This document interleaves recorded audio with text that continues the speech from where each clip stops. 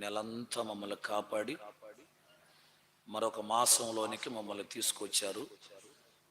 పోయిన నెల ఆ 31 రోజులు మమ్మల్ని కాపాడినందుకు మీకు మా హృదయపూర్వకమైన ప్రతి బిడ్డకి ఇవ్వమని యేసు నామమున ప్రార్థన చేస్తున్నాను తండ్రి. ఆమేన్. హల్లెలూయా. గట్టి చెప్పండి, హల్లెలూయా.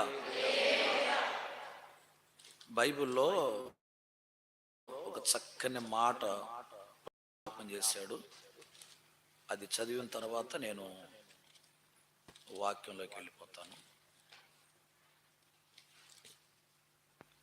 ఇశ్రాయేలు ప్రజలు దేవుని మందిరానికి ఎలా వస్తున్నారో చాలా చక్కగా చెప్పాడు. యెహెజ్కేలు గ్రంథం అనుకుంటాను, దయచేసి చూడండి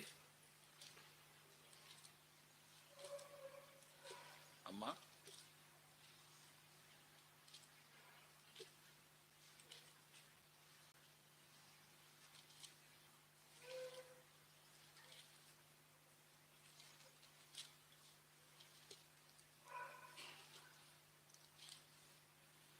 యెహెజ్కేలు గ్రంథం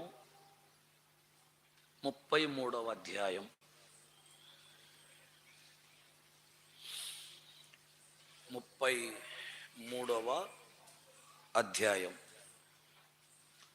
31 నుండి నేను చదువుతాను. ఇది మన అంశం కాదు, మీకు ఒక చిన్న ఉదాహరణ, ఇది ఒక హెచ్చరికగా.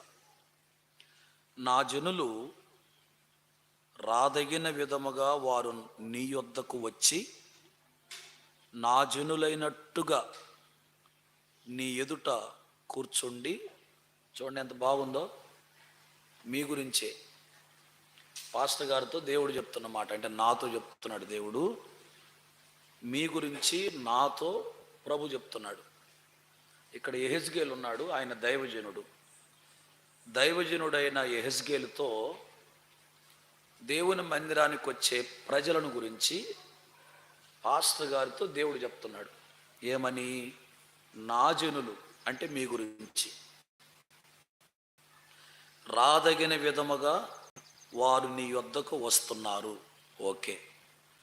నా జనులైనట్టుగా నీ ముందు కూర్చుంటున్నారు. ఓకే, వింటున్నారా? ఇలాంటి వాక్యాలన్నీ అన్నకి ఏడ దొరుకుతాయి అనుకుంటారేమో, బైబిల్లో దొరుకుతాయి. ఎక్కడ దొరుకుతాయి? ఏనండి, కూర్చుండి నీ మాటలు విందురు గాని వాటిని అనుసరించి ప్రవర్తింపరు. వారు నోటితో ఎంతో ఎట్లా ఎంతో, చూసారా, ఎంతో ప్రేమ కనబరుచుదురు గాని వారి హృదయము లాభమును కోరుకుంటుంది. నెక్స్ట్ నా పాస్టర్ గారి గురించి, నీవు వారికి వాయిద్యము బాగుగా వాయిస్తావు, మంచి స్వరం ఉంది, మంచి గాయకుడివి. వారు నీ మాటలు విందురు గాని వాటిని అనుసరించి నడుచుకొనరు. చూసారా, చదువుతుంటేనే మీకు అర్థమైంది కదా. ప్రజలట దేవుని సన్నిధికి రాదగిన విధంగానే వస్తారంట, ఎట్లా కూర్చోవాలో అట్లాగనే కూర్చుంటారట, ఎలా వినాలో అలాగనే వింటారట. కానీ నువ్వు చెప్పిన మాటలను బట్టి వాళ్ళు చెయ్యరు, అనుసరించరు. మళ్ళీ నువ్వు బాగానే వాక్యం చెప్తావు, బాగానే వాయిద్యాలు వాయిస్తావు, బాగానే పాటలు పాడతావు, మంచి సింగర్వి, గాయకుడివి, మంచిగా ప్రార్థన చేస్తావు. అయినా వాళ్ళు ఇన్ని చేసినా నువ్వు చెప్పిన వాక్యాన్ని అనుసరించి వాళ్ళు నడుచుకోరు. అర్థమవుతుందమ్మా? అర్థమైంది ఇప్పుడు? కాబట్టి దేవుని మందిరానికి రాదగిన విధంగానే మీరు వస్తున్నారు, అందులో నో డౌట్. ఎట్లా కూర్చోవాలో అలాగనే చక్కగా పద్ధతిగా కూర్చుంటారు, అది కూడా ఇబ్బంది లేదు. ఎలా వినాలో అలాగని వింటారు, అది కూడా ఇబ్బంది లేదు. కానీ చెప్పింది మాత్రం చెయ్యరు. మళ్ళీ ఏమంటారంట మీరు, మా పాస్టర్ గారు భలే చెప్తాడు వాక్యం, ఆ?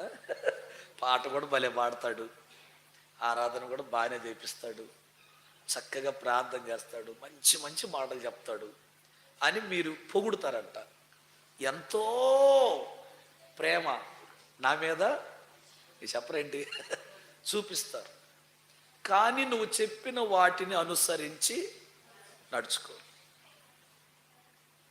అన్నీ బాగున్నాయి అత్త నోట్లో చెప్పండి, అన్నీ బాగున్నాయి కానీ అత్త నోట్లో శని ఉందన్నట్లుగా అన్నీ బాగానే ఉన్నాయి. కానీ చెప్పిన వాక్యాన్ని చెప్పరే అనుసరించు. ఎవరికి లాభం ఎవరికి నష్టం అండి చెప్పండి, మీకేగా. ఇన్ని బాగా చేసి మీరు రాదగిన విధంగా వచ్చి కూర్చునే విధంగా కూర్చొని వినదగినంగా విని అన్ని బాగా చేసి పాస్టర్ గారిని కూడా పొగిడి ఆయన మీద ప్రేమ చూపించి ఇవన్నీ బాగా చేస్తున్నారు. ఆ ఒక్క దానిలో పోతల్లో మొత్తం పోతుందా లేదా? అవసరం మనకి. అందుకని ఇవన్నీ చేసే మనం ఆ ఒక్కటి కూడా వాక్యాన్ని అనుసరించి నడుచుకునే విధానము కూడా మనలో ఉంటే సంపూర్ణమైపోద్ది. దేవుని కృప మన మీద ఉండునుగాక. Praise the Lord. అందుకని 33వ వచనంలో అంటాడు, అయినను నువ్వు ఏ మాట చెప్తావో అదే నెరవేరిద్ది. వాళ్ళు విన్నా వినకపోయినా నువ్వు చెప్పింది నెరవేరిద్ది. అది నెరవేరిన తర్వాత మా మధ్యలో ఒక దైవజనుడు ఉన్నాడని వాళ్ళు ఏదో ఒక రోజు తెలుసుకుంటారు. ఇది ఖచ్చితం. ఏ రోజైనా తెలుసుకుంటారు మీరు. ఈ రోజు కాకపోయినా రేపైనా ఎల్లుండైనా దైవజనుడు చెప్పిందే నిజం, అదే నెరవేరుతుంది. ఎందుకంటే దైవజనుడు దేవుని పక్షం, దేవుని తరపున మాట్లాడేవాడు. అతడు దేవునికి అభిమాని, దేవుని ఫ్యాన్ కాబట్టి దేవుని పక్కగా నిలబడేవాడు. కాబట్టి ఆయన చెప్పింది దేవుడు ఓకే అంటాడు. కాబట్టి ఎప్పటికైనా దైవజనుడు చెప్పిందే నిజం. అది అన్నట్టు ఈ మందిరములో దేవుడు ఉంటాడు, దేవుని ప్రజలు ఉంటారు. ఈ మందిరంలో మనము గడుపుట ద్వారా అందరు వినాలి. ఈరోజు నాకు ఒక విధంగా ఇది కొంచెం ఇబ్బందిగా ఉంది ఈ అంశం చెప్పడం. ఇబ్బంది అంటే ఎటువంటి ఇబ్బంది అన్నయ్య అంటారంటే కొంచెం సిగ్గుగా ఉంది, కొంచెం తక్కువగా అనిపిస్తుంది. ఎందుకంటే దేవుణ్ణి ఎరుగని వాళ్ళు ఎవరైనా వస్తే మందిరానికి కొత్త వాళ్ళు, అలాంటి వాళ్ళకి మా మందిరానికి రావడం చాలా మంచిది, చర్చికి రావటం చాలా ఆశీర్వాదం అని వాళ్ళకు చెప్తే, ఓహో దేవుని మందిరానికి వస్తే మనకు మేలు జరుగుతుంది అని ఆశపడి వస్తారు. తెలిసిన వాళ్ళకు కూడా దేవుని మందిరం యొక్క గొప్పతనం చెప్తే ఏం బాగుంటుంది చెప్పండి. మీరు దేవుని ఎరిగిన వాళ్ళే దేవుని మందిరం యొక్క ప్రాముఖ్యత కూడా మీకు తెలుసు. మళ్ళీ మీకే చెప్పడం అంటే అది కొంచెం తక్కువే. అందుకు నేను కొంచెం సిగ్గుగా ఉంది. కానీ చెప్పవలసిన అవసరం వస్తుంది. ఎందుకంటే చాలా మంది దేవుని మందిరాన్ని నిర్లక్ష్యము చేస్తున్నారు. కాబట్టి దేవుని మందిరాన్ని, సేవకుల్ని కాదు, దేవుని మందిరాన్ని నిర్లక్ష్యపరుస్తున్నారు. కాబట్టి తప్పనిసరి పరిస్థితుల్లో ఇలాంటి అంశాలు తెలిసినా కూడా మళ్ళీ చెప్పాల్సి వస్తుంది. తెలిసినా కూడా, మీకు తెలిసినా నాకు తెలిసినా మళ్ళీ చెప్పాల్సి వస్తుంది. అంటే అలాంటి పరిస్థితులు మనలో ఉన్నాయి కాబట్టి దేవుడు మళ్ళీ దాన్ని రిపీట్ చేస్తున్నాడు. తప్పట్ల తెలిసిందే మళ్ళా చెప్పడం అనేది అదే నాకు కొంచెం ఇబ్బందిగా ఉంది. అయినా తప్పట్లేదు. కాబట్టి దేవుని మందిరాన్ని మనం ఎప్పుడు పరుస్తామో ఆ రోజే మనము దేవుణ్ణి పక్కన పెట్టిన వాళ్ళము అని అర్థం. బాగా వినండి. ఇప్పుడు చాలామంది చాలా దూర ప్రాంతాలకి ఉద్యోగాలని, వ్యాపారాలని, కూలి పని అని వెళ్తుంటారు. వాళ్ళు ఎంత మందిరాలు దగ్గర లేకపోతే, దూరం అయిపోతే వాళ్ళు మందిరానికి పోలేక ఇబ్బందులు పడితే వాళ్ళు ఎంత బాధపడుతుంటారో నాకు తెలుసు. ఇది ఇప్పుడు ఫోన్లో ఒక చెల్లి వాక్యం వింటుంది, ఢిల్లీలో నుండి వింటుంది. అక్కడ అంతా హిందీ వాళ్ళు, దరిదాపుల్లో మందిరాలు ఎక్కడ లేవు. ఇప్పుడు ఆ బిడ్డ ఏం చేయాలి? ఇంకొక బిడ్డను తోడు చేసుకొని ఆ ఇద్దరు స్త్రీలు వాళ్ళు తీసుకున్న గదిలో ఉండి ప్రతి వారం వాక్యం టయానికి ఫోన్ చేసి ఇక్కడ నుంచి వాక్యం అక్కడ ఢిల్లీలో కూర్చొని వాక్యం వింటున్నారు. హైదరాబాదులో కొంతమంది ఇలాంటి వాళ్ళకి, అయ్యో నేను దేవుని మందిరానికి దూరం అయిపోయాను, బ్రతుకు తెరువు కోసం వచ్చాను, కానీ దేవుని మందిరం ఇక్కడ దరిదాపుల్లో ఎక్కడా లేదు వెళ్ళడానికి, ఉన్నా కూడా భాష తెలియదు, మరి నేను తెలుగు వాళ్ళం, ఏంటి నా పరిస్థితి అని వాళ్ళు ఎంత బాధపడుతూ, అన్నయ్య మరి ఏ అవకాశం లేదు, కనీసం వాక్యమైన వింటాను అక్కడి నుంచి అని వాళ్ళు చెప్తే, బంగారమాల ఫోన్ చేయండి అమ్మ, శనివారం కానీ ఆదివారం కానీ ఎవరో ఒకరు ఫోన్లు దూరంగా ఉండి రాలేక బాధపడుతూ వాక్యాలు వినే వాళ్ళని వారం వారం నా అనుభవంలో మీరు చూస్తున్నారు, నేను చూస్తున్నాను. కానీ మనము దేవుని మందిరానికి దగ్గరగా ఉండి మందిరం యొక్క విలువ తెలుసుకొని కూడా ఆ మందిరానికి వెళ్ళకపోతే మనకు కీడు అపాయమని తెలిసి కూడా మనలో చాలామంది దేవుని మందిరాన్ని నిర్లక్ష్యపరచటం, దేవుణ్ణే నిర్లక్ష్యపరచటం అనే సత్యాన్ని మీరు తెలుసుకోలేకపోవటం బహు శోచనీయం. నాకు బలహీనత ఉంది, నాకు నీరసం ఉంది, నాకు ఒళ్ళు నొప్పులు ఉన్నాయి, నాకు రాబుద్ధి కావట్లేదు, నాకు నచ్చటి ఏదో ఒక కారణాన్ని బట్టి లేనిపోని పనులన్నీ మరి కల్పించుకొని, అనవసరమైన వాటన్నిటినీ కల్పించుకొని, కావాలని కల్పించుకొని దేవుని మందిరాన్ని నిర్లక్ష్యపరిచి దేవుణ్ణి నిర్లక్ష్యపరచటం అది ఎంత ప్రమాదం అంటే, నువ్వు దేవుణ్ణి నిర్లక్ష్యపరిస్తే దేవుడు నిన్ను నిశ్చయముగా నిర్లక్ష్యపరుస్తాడు. నువ్వెంతో దేవుడు అంతా. బాగా వినండి, ఒక ఇంటికి నువ్వు పోకపోతే, ఒక ఇంటికి నువ్వు పోకుండా మానేస్తే వాళ్ళు కూడా నీ ఇంటికి రారు.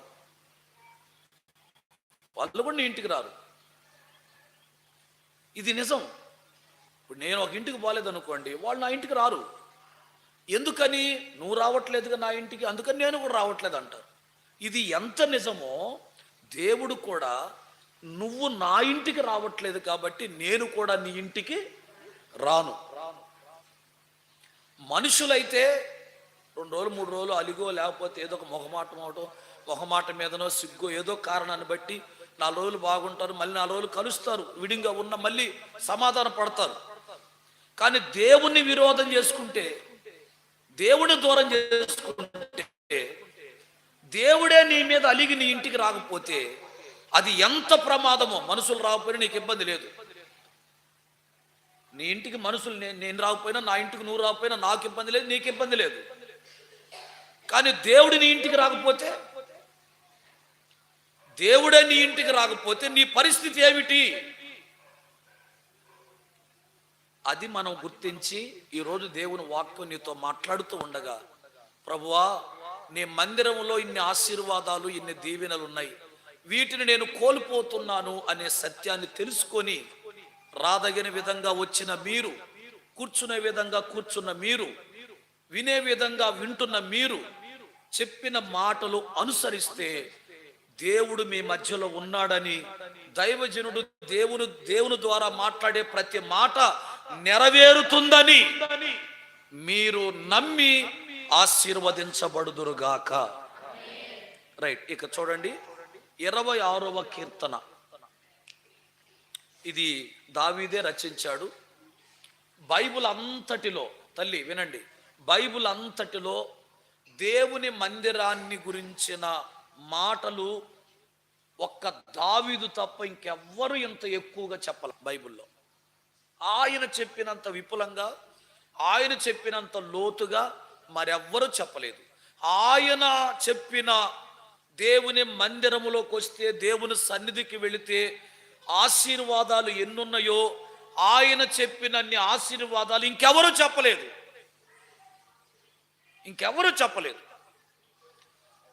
ఆదికాండం అబ్రహాం మొదలుకొని ప్రకటన గ్రంథం యోహాను వరకు దేవుని మందిరములోకి వెళితే, దేవుని మందిరాన్ని కనిపెట్టుకొని ఉంటే, దేవుని సన్నిధిలో ఉంటే ఎన్ని ఆశీర్వాదాలు, ఆయన చెప్పినన్ని ఆశీర్వాదాలు ఇంకెవరు చెప్పలేదని నేను గర్వంగా చెప్పగలను, నిజంగా చెప్పగలను ఈ మాట. Praise the Lord. కాబట్టి ఉదయకాల సమయంలో దేవుని మందిరాన్ని నిర్లక్ష్యపరుచువారలారా, దేవుని మందిరం అంటే ఏ మాత్రము ప్రేమ గౌరవం లేనటువంటి వారలారా, ఈరోజు దేవుని మందిరములో ఉన్న గొప్పతనాన్ని కొన్ని విషయాలు మనం నేర్చుకుందాం. చూడండి, 6వ వచనం, 7వ వచనం, 8వ వచనం, 3 వచనాలు 3 అంశాలుగా చెప్తా. వచనము వెంబడి వచనం, ఒక్క అక్షరం కూడా పోకుండా వచనము వెంబడి వచనాన్ని చెప్తాను, వినండి. మొదటి వచనం, 6వ వచనం, యెహోవా నీ బలిపీఠము చుట్టూ నేను ప్రదక్షిణము చేయుదును. మొదటి మాట ప్రదక్షిణ అని రాసుకోండి. మొదటి మాట ప్రదక్షిణ అంటే ఏమిటమ్మా? తెలుగులో చెప్పండి. ప్రదక్షిణం అంటే చెప్పండి అమ్మా. తెలియదా? చాలా మంది తెలియదా? ప్రదక్షిణం అంటే ఏంటి? చుట్టూ తిరగడం, అంతేగా? అంతేనా కాదా? యెహోవా నీ బలిపీఠము చుట్టూ, ఇది బలిపీఠం, దేవుని బలిపీఠం. బలిపీఠము అంటే అర్థం ఏంటంటే, వినండి బాగా, పాత నిబంధనలో కోడెలను, పొట్టేళ్లను, మేకపోతులను దాని మీద పెట్టి వధిస్తారు.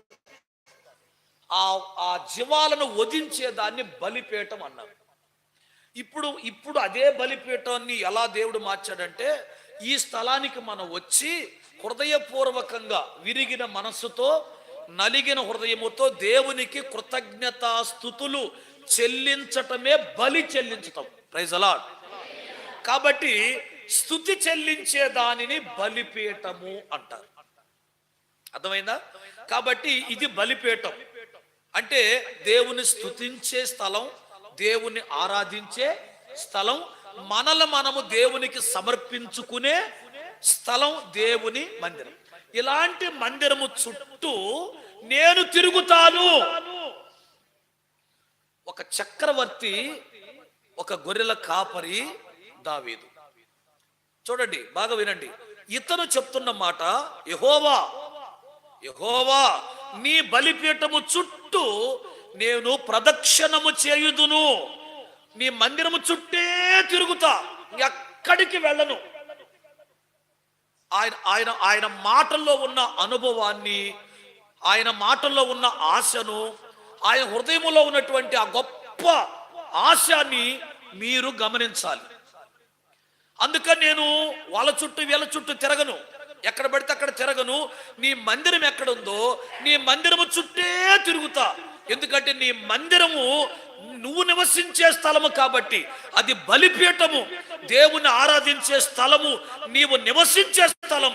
అంటే ఒక్క ముక్కలో చెప్పాలంటే, ప్రభువా నీ చుట్టే తిరుగుతా అని అర్థం. అంతే కదా? ఇప్పుడు మందిరం ఉంది, ఈ మందిరంలో ఎవరుంటారు? ఫస్ట్ దేవుడు ఉంటాడు. దేవుడు దేవుని మందిరంలో ఉన్నప్పుడు మందిరం చుట్టూ తిరుగుతా నేనంటే దాని అర్థం ఏంటి? ప్రభువా నీ చుట్టూ నేను, నీ చుట్టే తిరుగుతా, నీ ఎనికిడితే తిరుగుతా, నువ్వు ఎటు పోతే అటు పోతా, నువ్వు ఎక్కడుంటే అక్కడ ఉంటా, నువ్వు ఏ స్థలములో ఉంటే ఆ స్థలములో ఉంటాను అని చెప్పడం దాని అర్థం. బాగా వినండి. లూకా సువార్తలో ఒక సహోదరు, ఒక తల్లి ఉంది, మీకు తెలుసు, బాగా రాసుకోండి కావాలంటే. 18వ అధ్యాయంలో ఒక విధవరాలు ఉంది. ఒక న్యాయాధిపతి దగ్గరికి వెళ్ళింది. 18వ అధ్యాయము 3వ వచనం ప్లస్ 5వ వచనం. లూకా సువార్త 18, 3వ వచనం, 5వ వచనం. ఒక విధవరాలు ఉంది. ఆ మాట చూడండి. ఆమె అతని యొద్దకు తరచుగా అంటే ఇంకా కింద ఏముంది? 5వ వచనంలో మాటికి అనే మాట ఉంది. ఉందా? మీ బైబిల్లో ఉందా? నా బైబిల్లోనే ఉందా? అందరి బైబిల్లో ఉందా? కాబట్టి 3వ వచనంలో ఏముంది? తరచుగా. 5వ వచనంలో మాటికి. ఎవరు అనుకుంటున్నారు? న్యాయాధిపతి అనుకుంటున్నాడు ఈ విధవరాలు తరచుగా, అంటే మాటి మాటికి నా దగ్గరికి వస్తుంది. మా తల్లి వింటున్నారు కదా, వింటున్నారా? మాటికి వస్తుంది, తరచుగా వస్తుంది, నేను వద్దనుకున్నా వస్తుంది, నేను ఎన్ని సాకులు చెప్పినా, నేను ఎన్ని అడ్డంకులు సృష్టించినా ఈమె వస్తానే ఉంది. రోజు వెళ్తుంది అక్కడికి. అయ్యా, నాకు నా పొరుగావిడికి తగాద పడింది, మా ఇద్దరికి కుదరట్లా, కాబట్టి మాకు న్యాయం చేయయ్యా అని ఆమె వెళ్ళింది. వాడు ఎలాంటోడు? అన్యాయస్తుడైన న్యాయాధిపతి. కాబట్టి న్యాయాధిపతే గాని దుర్మార్గుడు, అన్యాయస్తుడు. వాడేం చెప్తున్నాడు? ఏదో ఒక మాట చెప్పి తప్పించుకుంటున్నాడు, ఆయన తప్పించుకుంటున్నాడని ఈమెకు తెలుసు, అర్థమవుతుంది. అయినా సరే మాటికి ఆయన దగ్గరికి వెళ్తుంది. ఎంతగా ఆయన దగ్గరికి వెళ్ళింది అనే దానికి రుజువు ఏంటంటే, ఆయన మనసులో తప్పించుకొని వెళ్ళేటువంటి ఆ న్యాయాధిపతి అనుకుంటున్నాడు ఈమె మాటికి నా దగ్గరకు వస్తుంది. ఇంకో మాట కూడా ఉంది, గోజాడకుండునట్లు ఉంది. ఆ మాట కూడా వింటున్నారా? మీ బైబిల్ చూస్తున్నారా? 1 తరచుగా వస్తుంది, 2 మాటికి వస్తుంది, 3 నన్ను గోజాడుతుంది. కాబట్టి ఈ 3 చేస్తుంది. ఇలాంటి వ్యక్తిని వదిలించుకుందామని, నేను తప్పించుకుందామని ఎన్ని ప్రయత్నాలు చేసినా, ఎన్ని సాకులు చెప్పినా, ఎన్ని ఆటంకాలు సృష్టించినా ఈమె గోజాడుతుంది, వస్తుంది. అరే లాభం లేదు, ఈమెకు న్యాయము చేద్దాం. Praise the Lord. చెప్పండి గట్టిగా హల్లెలూయా. అన్యాయస్తుడైన వాడికే ఇసుకు పుట్టి అనుకుంది. అప్పుడు ప్రభు అంటాడు, వాడు అన్యాయస్తుడు, వాడు దుర్మార్గుడు, వాడికే మనసు కరిగింది ఆవిడ దెబ్బకి. ఎలాగండి? తరచుగా వెళ్ళి మాటికి వెళ్ళి అదే పనిగా గోజాడేసరికి అన్యాయస్తుడైన వానికే మనసు కరిగింది. నేను అన్యాయస్తుడిని కాదు కదా, నేను న్యాయాధిపతిని కదా, కాబట్టి నా దగ్గరికి వచ్చేవారిని, నా చుట్టూ తిరిగే వారిని, నా దగ్గర మొరపెట్టే వారిని, నా దగ్గర గోజాడే వారికి నేను కూడా న్యాయము తీరుస్తాను కదా. Praise the Lord. చెప్పండి గట్టిగా హల్లెలూయా. గర్భఫలం లేదు, అప్పుల బాధలు ఉన్నాయి, బాగా వినండి, సమస్యలు ఉన్నాయి, గొడవలు ఉన్నాయి, విరోధాలు ఉన్నాయి, దరిద్రత ఉంది, అప్పులతో మునిగిపోతున్నారు, శత్రువుల బాధ ఎక్కువైపోయింది, కరువు అయిపోయింది. ఇవన్నీ నీకున్న సమస్యలు. ఈ సమస్యలు అనేటువంటి వాటికి దేవుడు న్యాయం చెయ్యాలి. న్యాయము చెయ్యాలంటే ఆయన చుట్టూ నువ్వు తిరగాలి. విధవరాలు తిరిగింది, పైగా ఎవరి దగ్గర తిరిగింది? న్యాయాధిపతి దగ్గర కాదు, అన్యాయస్తుడైన వాడిని పోల్చి యేసు ప్రభు చెప్తున్నాడు, చూడండి, వాడు అన్యాయస్తుడైన న్యాయాధిపతి అయినా వాడికి కూడా మనసు కరిగింది, ఆవిడ తిరిగిన దాన్ని బట్టి. వాడిలాంటి వాడిని నేను కాదు కదా. అలాగే నా యందు విశ్వాసం ఉంచిన బిడ్డలు రాత్రింబవళ్ళు దివారాత్రులు నా దగ్గర నా చుట్టూ తిరుగుతూ నా దగ్గర పెట్టే వారికి నేను న్యాయము చెయ్యనా? Praise the lord. నువ్వు ఎవరి చుట్టూ తిరుగుతున్నావు ఒక్కసారి ఆలోచించుకో. ఈరోజు నీ మైండ్ అంతా ఎవరి చుట్టూ నువ్వు తిరుగుతున్నావు అంటే దాని అర్థం నువ్వు ఎవరో మనసు చుట్టూ తిరుగుతున్నావు అనే కదా అర్థం. నీ మనస్సు, నీ ఆలోచన, నీ విధానం, నీ పద్ధతి ఎవరి చుట్టూ తిరుగుతుందో ఒక్కసారి ఆలోచించు. నిద్ర లేచిన దగ్గర నుంచి నీ మైండ్ ఎవరి చుట్టూ తిరుగుతుంది, నీ మాటలు ఎవరి చుట్టూ తిరుగుతున్నాయి, నువ్వు ఎవరి చుట్టూ నీ మనసు తిరుగుతుంది, నీ మైండ్ అంతా ఎవరున్నారు, నీ మైండ్లో ఎవరు కొలువై ఉన్నారు? దేవుడా, దేవుని మందిరమా, మనుషులా, లేకపోతే డబ్బా, లేకపోతే గొడవలా, లేకపోతే మాటలా, లేకపోతే ఏమున్నాయి నీ చుట్టూ? నీ మైండ్లో ఏమున్నాయి? దావీదు అంటాడు, అయ్యా నీ బలిపీఠము చుట్టూ నేను ప్రదక్షిణం చేస్తానయ్యా, నీ చుట్టే తిరుగుతా, నేను ఎక్కడికి పోను. యెహోషువ గ్రంథం 6వ అధ్యాయం, యెహోషువ గ్రంథం 6వ అధ్యాయం త్వరగా 3వ వాక్యం. 6:3 ఎంతసేపా టక్క టక్క తీయాలండి. మీరందరూ యుద్ధ సన్నద్ధులై పట్టణమును ఆవరించి ఒక మారు దాని చుట్టూ తిరగవలెను. అలాగూ 6 దినములు చేయుచు రావలెను. 7 యాజకులు పొట్టేలు కొమ్ము బోరలు పట్టుకొని ముందుగా నడవాలి. 7వ దినమున మీరు 7 మారులు పట్టణము చుట్టూ తిరుగుచుండగా యాజకులు బోరలు ఓదాలి. మానక కొమ్ములతో వారు ధ్వని చేయుచుండగా మీ బోరల ధ్వని వినున్నప్పుడు జనులందరూ ఆర్భాటముగా కేకలు వేయాలి. 20 వచనం చదువమ్మా. 20 యాజకులు బోరల ఓదగా ప్రజలు కేకలు వేసిరి. ఆ బోరల ధ్వని విన్నప్పుడు ప్రజలు ఆర్భాటముగా కేకలు వేయగా ప్రాకారము కూలెను. Praise the lord. ప్రాకారము. బాగా వినండి, ఇక్కడ నేను చెప్పే ప్రతి వచనంలో ఒక పాయింట్ ఉంటుంది. ఇందాక మీకు చెప్పిన పాయింట్లో న్యాయము తీరుస్తా ఉందా లేదా చెప్పాలందరూ. జీవారాత్రులు నా చుట్టూ తిరిగేటువంటి నా పిల్లలకు నేను న్యాయము చేస్తాను అన్నాడు. ఒకటి న్యాయం. రెండవది ఇక్కడ ప్రాకారము కూలింది. ప్రాకారము కూలింది. దీని అర్థం ఏంటి? బాగా వినండి. ఇశ్రాయేలు ప్రజలు అరణ్యములో నడుస్తున్నారు. వాళ్ళు నడిచేటప్పుడు, నవీపు చూడండి, అందరూ నడిచేటప్పుడు వాళ్ళకి ఎదురుగా ఏ పట్టణం వచ్చినా ఏ రాజ్యం వచ్చినా దాన్ని గెలిచి జయించి వెళ్ళండి అని చెప్పాడు దేవుడు. వినండి బాగా. అంటే వాళ్ళు 40 సంవత్సరాల ప్రయాణంలో వాళ్ళు ఏది అడ్డం వస్తే దాన్ని జయించుకుంటూ వెళ్ళాలి. దేవుడు చెప్పిన రూల్ అది. అందుకని వాళ్ళు ఎరుకో పట్టణం దగ్గరకు వచ్చారు. ఆ ఎరుకో పట్టణం దగ్గరికి సమీపించినప్పుడు ఎరుకో పట్టణపు రాజు అనుకున్నాడు, ఇశ్రాయేలు ప్రజలు వస్తున్నారు, ఇప్పటికే వాళ్ళు చాలా రాజ్యాలు జయించుకుంటూ వచ్చారు, నా పట్టణాన్ని కూడా జయిస్తారు అని వాడు అనుకొని ఇశ్రాయేలు ప్రజలు రాకుండా, దానిని వాళ్ళు జయించనివ్వకుండా, గెలవనియకుండా చుట్టూ గోడ కట్టాడు వాడు. వింటున్నారు నా మాటలు? చుట్టూ ఏం కట్టాడు? గోడ కట్టాడు. ఎందుకని? వాళ్ళు గెలవకూడదు. సాతానుడు నీ సమస్యలను నువ్వు గెలవకుండా ఉండడానికి, నువ్వు జయించకుండా ఉండడానికి అనేకమైన అడ్డుగోడలు వాడు కడతాడు. భక్తి అంటే పిల్ల చేష్టలు కాదు. భక్తి అంటే సరదా కాదు. ఆలోచించండి ఒకసారి.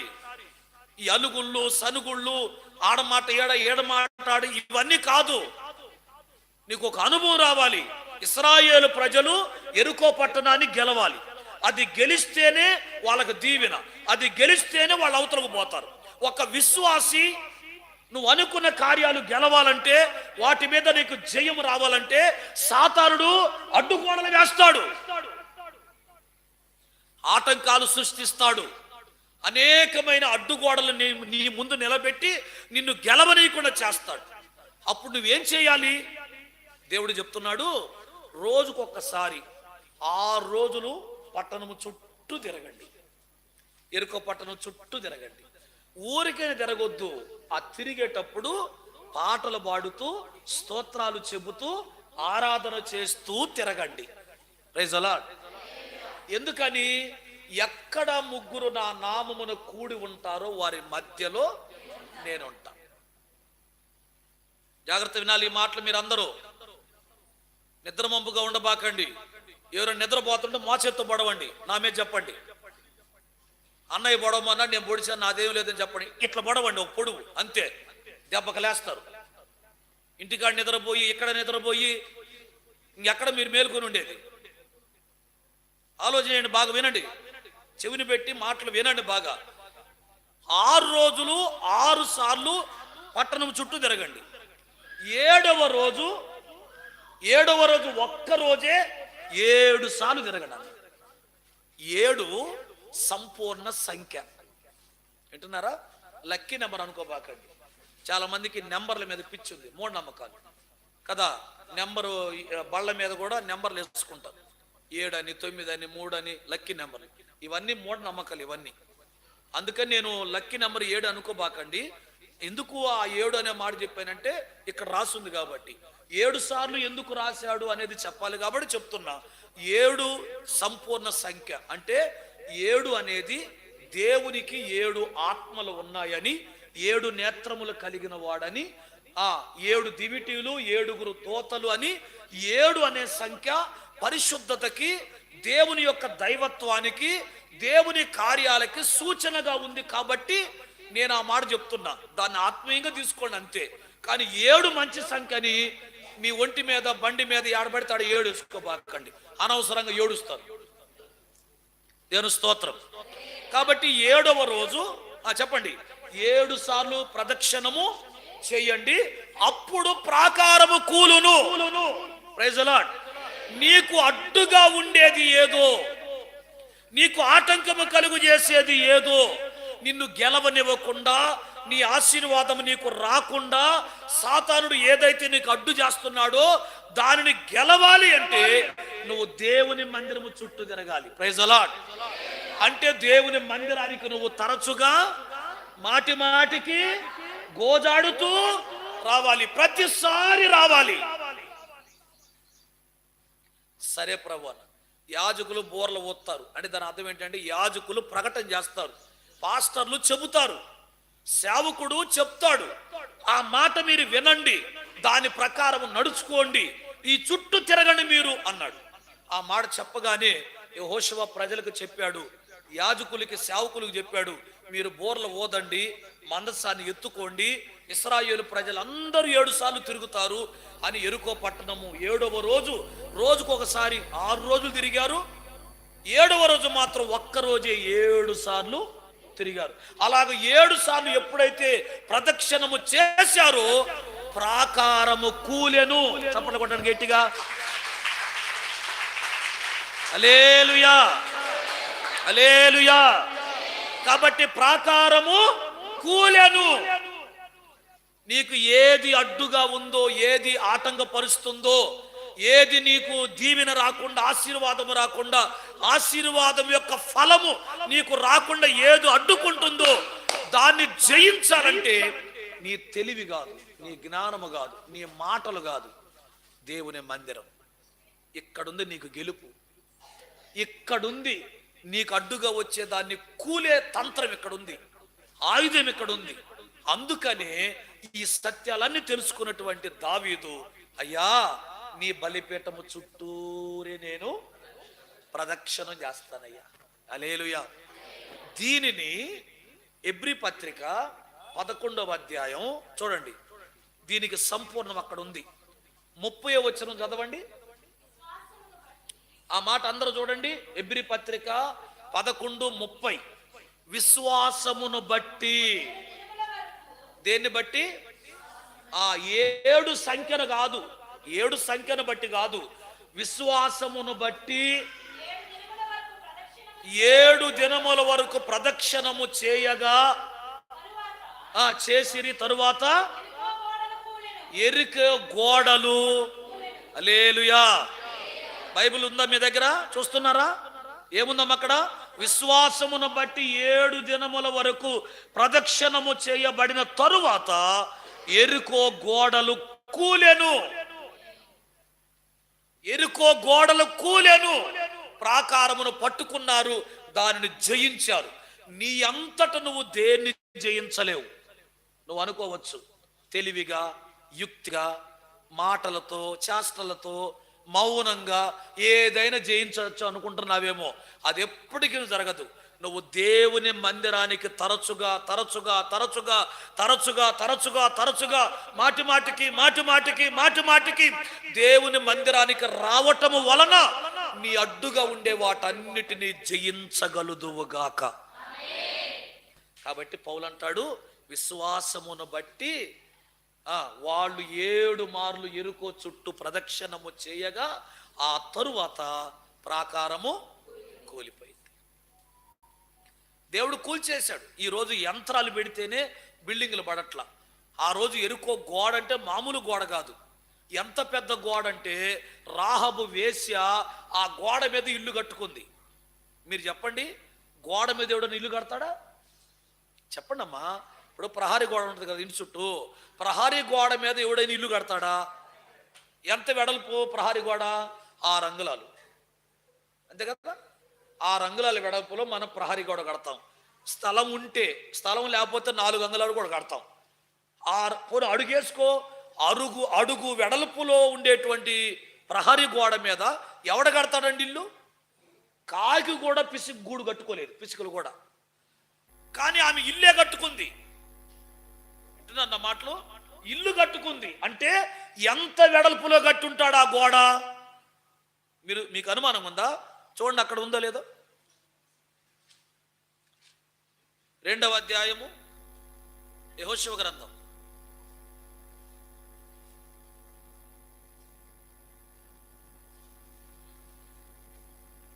ఆమె ఇల్లు పట్టణపు ప్రాకారం మీద ఉందనే మాట చదవండి. నాకు కనపట్లేదు. 15 వచనం, 2:15. ఆమె ఇల్లు, చూడండి, మీరు ఆ మాట అండర్లైన్ చేసుకోండి. ఆమె ఇల్లు పట్టణపు ప్రాకారము మీద ఉండెను, ఆమె ప్రాకారం మీద నివసించున్నది గనుక త్రాడు వేసి కిటికీ ద్వారా వారిని దింపెను. ఇప్పుడు ఎక్కడుంది ఆమె ఇల్లు కట్టుకొని? అందరూ చెప్పాలి. ఎక్కడ? ప్రహరీ గోడ మీద కట్టుకుంది. అంటే దాన్ని బట్టి ఇల్లు, ఆ గోడ ఎంత వెడల్పు? ఒక ఇల్లు బట్టి అంత వెడల్పులో ఆ గోడ ఎరుకో రాజు కట్టాడు. అంత వెడల్పు కలిగిన గోడను ఏ యంత్రం పడగొట్టిద్దండి? ఆ రోజుల్లో యంత్రాలు లేవు, బుల్డోజర్ లేవు, జేసీబీ లేవు, క్రేన్లు లేవు, ఏమి లేవు. అప్పుడు యంత్రాలే లేవు, మిషన్లు లేవు, ఈ మధ్య కదా వచ్చింది. అంత పెద్ద ఇల్లు అండి. ఒక గోడ మీద ఆమె ఇల్లు కట్టుకొని నివసిస్తుంది. ఎంత వెడల్పు కట్టుంటే అంత వెడల్పు గోడ కట్టాడు, ఇశ్రాయేలు ప్రజలు రాకుండా ఆ ఇంటి ఆ గోడ మీద కట్టుకొని ఉంది. అంత పెద్ద గోడ వాళ్ళు 7 సార్లు, మొత్తం 7 సార్లు కాదు, 7 1 6 13 సార్లు తిరిగారు. 6 రోజులు కదా, 6 రోజులకు రోజుకు ఒకసారి.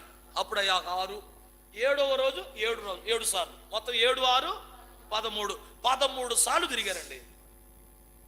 అంతే. ఒక ఇల్లు కట్టుకొని నివసించదగినంత వెడల్పులో కట్టిన ఆ ప్రాకారము యంత్రాలు లేకుండానే వాళ్ళు చేసిన ఆరాధనకి వాళ్ళు చుట్టూ విశ్వాసమును బట్టి వాళ్ళు తిరగటం వల్ల అంత పెద్ద వెడల్పైన గోడ కూలిపోయింది. Praise the Lord. నీ సమస్యలు ఎందుకు కూలవు? నీ ఇబ్బందులు ఎందుకు కూలిపోవు? నీకు దేవుని మందిరం పిచ్చి లేదు, నీకు దేని మీదనో పిచ్చి ఉంది. దేవుని మందిరానికి వెళ్దాం, రోజుకు 2 పూటలు వస్తే 20 సార్లు వస్తే దగ్గరుంటే ఖాళీగుంటే, 20 సార్లు వస్తే దగ్గరుంటే ఖాళీగుంటే, ఇంటికాడ ఖాళీగుంటే, దోశలు పోసుకొని తినకపోతే, ఓరక ఫోన్లు చేసుకుని ఫోన్ పెట్టుకొని గంటలు ఫోన్లు మాట్లాడుకోకపోతే, పిచ్చి అవరాలు చేసుకోకపోతే, వాకిట్లో కూర్చొని అరుగుల మీద మెట్ల మీద అక్కడెక్కడ కూర్చొని పాతకారి కొట్టకపోతే, సొల్లు కబుర్లన్నీ మాట్లాడుకోకపోతే, ఆ అమ్మట్ట ఈ అమ్మట్ట వాడట్ట వీడట్ట అని ఎదవడైలాగా చెప్పుకోకపోతే, కమ్మగా దేవుని మందిరంలో ప్రార్థన చేసుకోవచ్చు కదా. నీకు అడ్డుగా ఉండేవన్నీ తొలగిపోతాయి కదా. నువ్వు జయించలేని వాటిని దేవుడు నీకు జయాన్ని కలుగు చేస్తాడు కదా. వాక్యం ఉంది కదా. దేవుని మందిరానికి దూరంగా ఉన్న వాళ్ళేమో, అన్నయ్య మాకు దేవుని మందిరం దూరం అయిపోయింది, లేకపోతేనా 24 గంటలు ఆడే ఉంటాం అంటారు వాళ్ళు. ఈ దగ్గరుండేళ్ళేమో అసలు కుదరట్లేదు అని అంటారు వీళ్ళు. ఆ దూరపోడు దగ్గరకు వస్తే వీళ్ళు కూడా అంతే. నేను చూసి అది కూడా అన్ని చూశాను. బాగా వినండి దేవుని బిడ్డలారా, అసలు మందిరాన్ని వదిలిపెట్టి పోతామా? మాకు దూరమైంది కానీ అదే దగ్గరుంటేనా ఎంత గొప్ప భాగ్యం. చెప్పడానికి బాగానే ఉంటుంది, భాగ్యం చెప్పడానికి బాగానే ఉండిద్ది, చేసేదానికి వచ్చినప్పుడు ఉండిద్ది అన్నమాట వ్యవహారం అంతా. కాబట్టి ఆలోచించండి, నేను నీ బలిపీఠము చుట్టూ ప్రదక్షిణము చేయుదును. Praise the lord. అలా చేయటం వల్ల ఒకటి, విధవరాలికి న్యాయము జరిగింది. ఇశ్రాయేలు ప్రజలకి జయము కలిగింది. శత్రువు కూలాడు. ఆమేన్. శత్రువు కూలిపోయాడు, వారికి జయం వచ్చింది. అందుకని దేవుని మందిరాన్ని విడిచిపెట్టకూడదు. నెక్స్ట్ రెండో అంశం, మళ్ళీ అక్కడికి రండి. 26వ అధ్యాయం కీర్తన. దాన్ని మూసేయబాకండి. వచనం వెంబడి వచనం చెప్పాను కదా. రెండో వచనం చదవమ్మా. 7వ వచనం. అచ్చట అంటే ఎక్కడమ్మా?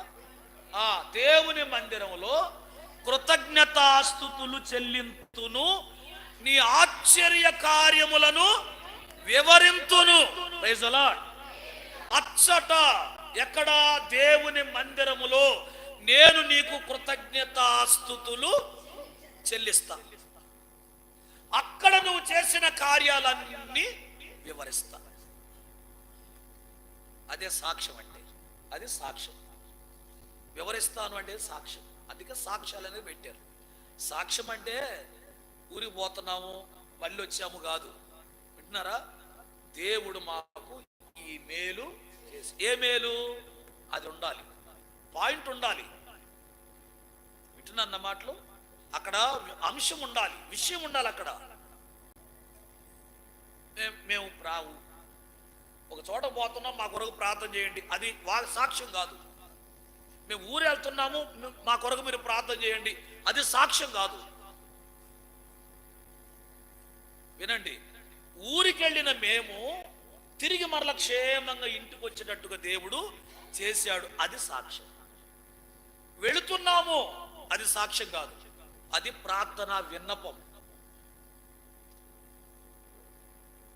ఊరు వెళ్ళారు, పనికి వెళ్ళారు, జాబ్కి వెళ్ళారు, వ్యాపారానికి వెళ్ళారు, తిరిగి మరల వచ్చారు మందిరానికి. 3 నెలలు 4 నెలలు 5 నెలలు ఉన్నారు, మరల క్షేమంగా వచ్చారు. అప్పుడు నిలబడి మేము 3 నెలల కిందట, 4 నెలల కిందట, 5 నెలల కిందట పనికి వెళ్ళాం, అక్కడ ఎన్నో ఇబ్బందులు పడ్డాం, దేవుడు అన్ని పనులు తోడుగా ఉన్నాడు, మళ్ళీ క్షేమంగా సంఘానికి తీసుకొచ్చాడు, ఇంటికి తీసుకొచ్చాడు, అందును బట్టి దేవునికి స్తోత్రం. ఈ సాక్ష్యము దేవుడు దీవించును గాక. ఇంతకీ ఊరికి పోయే వాళ్ళు సాక్ష్యం చెప్పకుండా ఇంటికాడ ఉండే వాళ్ళు సాక్ష్యం చెప్తున్నారు ఏంటి? నాకు తెలియకడుగుతా. ఎప్పుడు డేవిడ్ అని సాక్ష్యం చెప్పేది? ఊరికి పోయేవాళ్ళు చెప్పరా? చెప్పాలా? ఎవరికి మేలు జరిగిందో వాళ్ళే చెప్పాలా. నాకు మేలు జరిగితే నేనే చెప్పాలా. మనని పిలిచావు, మా వదిని పిలిచి నువ్వు చెప్పు అనకూడదు. మా నాన్న పిలిచి మా అమ్మని పిలిచి నువ్వు చెప్పమ్మా నేను చెప్పను అనకూడదు. ఇంకా సిగ్గా చెప్పాలా. ఎవరికి మేలు జరిగితే వాళ్ళు చెప్పాలి. ఈ అద్దె సాక్ష్యాలు మానుకోండి ఇక నుంచి అయినా. అద్దె సాక్ష్యాలు అంటే ఏంటి? ఇదిగో నువ్వు చెప్పు, నేను చెప్పలే, నాకు భయం, నాకు సిగ్గు, నాకు చేత కాదు, నువ్వు చెప్పు, అది అద్దె సాక్ష్యం. అంటే నీ సాక్ష్యం ఇంకొకరు చెప్పారు. ప్రతి దానిలో అట్లా ఉన్నాడు. ఇదిగో నా డబ్బులు నువ్వు తీసుకో, నాకు వద్దులేను, ఈ ఇల్లు నాకు వద్దులు నువ్వు తీసుకోను, ఈ బంగారం నాకు వద్దులు నువ్వే తీసుకోను అంటావా? సచ్చినా అంటావు.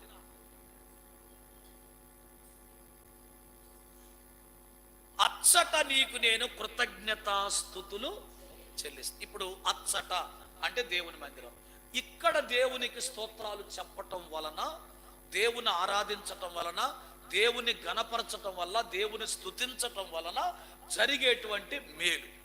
50వ కీర్తన తీయండి త్వరగా. 23వ వచనం, లాస్ట్ వచనం చూడండి ఎలా ఉందా మాట. 50వ కీర్తన 23వ వచనం. స్తుతి యాగము అర్పించేవాడు నన్ను మహిమపరుచుచున్నాడు, నేను వానికి దేవుని రక్షణ కనబరుచున్నట్లు వాడు ఒక మార్గాన్ని రెడీ చేసుకుంటున్నాడు. Praise the Lord. అంటే అర్థమవుతుంది మీకు ఈ మాట? చదివేటప్పుడే కొంత అర్థమైంది. ఎవడైనా సరే నా మందిరానికి వచ్చి ఇచ్చట లేకపోతే ఇక్కడ నా సన్నిధిలో చేతులెత్తి కృతజ్ఞతాస్తుతులు చెల్లిస్తే నేను వాడికి మేలు చేసేటట్లుగా వాడు నన్ను కైవసం చేసుకుంటున్నాడు, నన్ను వశపరుచుకుంటున్నాడు, వాడు రూట్ ఏర్పరుచుకుంటున్నాడు అని అర్థం. హల్లెలూయా చెప్పండి గట్టిగా, హల్లెలూయా. వింటున్నా నా మాటలు? అర్థమవుతుందా? అర్థం కావట్లేదా? అర్థమైందా? స్తుతించేవాడు, గణపరిచేవాడు నన్ను మహిమపరుస్తున్నాడు. నన్ను మహిమపరిచిన తర్వాత నేను వాడికి ఏదన్నా మేలు చేయడానికి, వాళ్ళని దీవించడానికి, వారికి రక్షణ కార్యము జరిగించడానికి, వారి జీవితాల్లో గొప్ప కార్యాలు చేయడానికి ఒక రూట్ ఏర్పరచుకుంటున్నారు ఈ స్తుతి యాగము ద్వారా. ఆమేన్. ఇప్పుడు చెప్పండి, మీరు స్తుతించటం వల్ల దేవుణ్ణి లైన్ చేసుకుంటున్నారు. తెలుగులో చెప్పాలంటే క్లియర్గా. ఇప్పుడు స్తుతించకపోతే చెప్పాలా? ఇప్పుడు చెప్పండి, స్తుతిస్తున్నారా లేదా? ఎక్కడ స్తుతిస్తున్నారమ్మా? ఎక్కడ కనపరుస్తున్నారు? ఎక్కడ దేవునికి కృతజ్ఞతాస్తుతులు చెప్తున్నారు? ఒకసారి మీరు ఆలోచించండి. దేవుణ్ణి అచ్చట నేను ప్రభువా, ఒకటి నీ మందిరము చుట్టూ ప్రదక్షిణం చేస్తా, రెండు నీ మందిరములో నేను కృతజ్ఞతాస్తుతి చెల్లిస్తా. అలా చెల్లించటం వల్ల నీ మేలు పొందడానికి నేను ఒక అవకాశాన్ని కల్పించుకుంటున్నా, నీ అంతటా నువ్వే. చూడండి అమ్మా, మనం అందరము స్తోత్రం స్తోత్రం స్తోత్రం స్తోత్రం అంటున్నాం. ఏది ఆరాధన టైంలో అంటున్నాం, మధ్యలో మధ్యలో అంటాం, స్తోత్రం స్తోత్రం అంటాం. ఇది లేకపోతే మనకేమి జరగదు, మన ఊపిరి నడవదు. ఈ స్తోత్రం అనేది మన జీవితానికి ఆక్సిజన్ లాంటిది. ఇది లేకపోతే మనం బతకలేము. కాబట్టి దేవుని స్తుతి అంటే దేవుని మహిమపరచడం. దేవుని మహిమపరచకుండా, దేవుని గణపరచకుండా మనం ఉండలేము. చెప్పండి, అవునా కాదా? ఉండలేము. అలాంటి స్తుతి మనము చెల్లించటం వల్ల మనకేమైనా ఖర్చు అవుతుందా అంటున్నా నేను. చెప్పండి, అవుతుందా? ఏమైనా అయిద్దా? ఏమైనా 1000 రూపాయలు ఇస్తారా దేవునికి? 10,000 ఇస్తారా? నోటితోనేగా చెప్పరేంటమ్మా, నోటితోనేగా. ఎంత సేపు చెప్తే అంత మంచిది. ఏమంటాడు దావీదు 50వ కీర్తన 23లో, స్తుతి యాగము అర్పించువాడు నన్ను మహిమపరుస్తున్నాడు. క్లియర్గా చెప్తున్నాడు దావీదు. దావీదు ద్వారా దేవుడు చెప్తున్నాడు, స్తుతి యాగము, కృతజ్ఞత స్తుతి, నన్ను స్తుతించేవాడు, నన్ను గణపరిచేవాడు, వాడు నన్ను మహిమపరుస్తున్నాడు. నన్ను గణపరుస్తున్నారు, నన్ను హెచ్చిస్తున్నారు. అప్పుడు నేను ఆనందించి ఆ స్తుతి యాగాన్ని ఆగ్రానించి, నేను ఆస్వాదించి, నేను తీసుకొని వారికి మేలు కలుగునట్లుగా నేను వారిని ఆశీర్వదిస్తాను. నన్ను వారు లైన్ చేసుకోవడానికి ఈ స్తుతి యాగాలు అర్పిస్తున్నారు అని.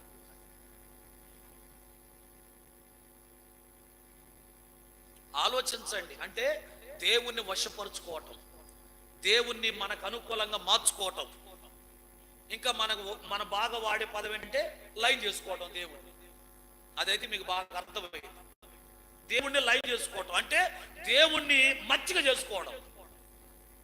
ఇంకెన్ని చెప్పను, ఇన్ని పదాలు వాడి ఇంకేం వాడే నేను చెప్పండి.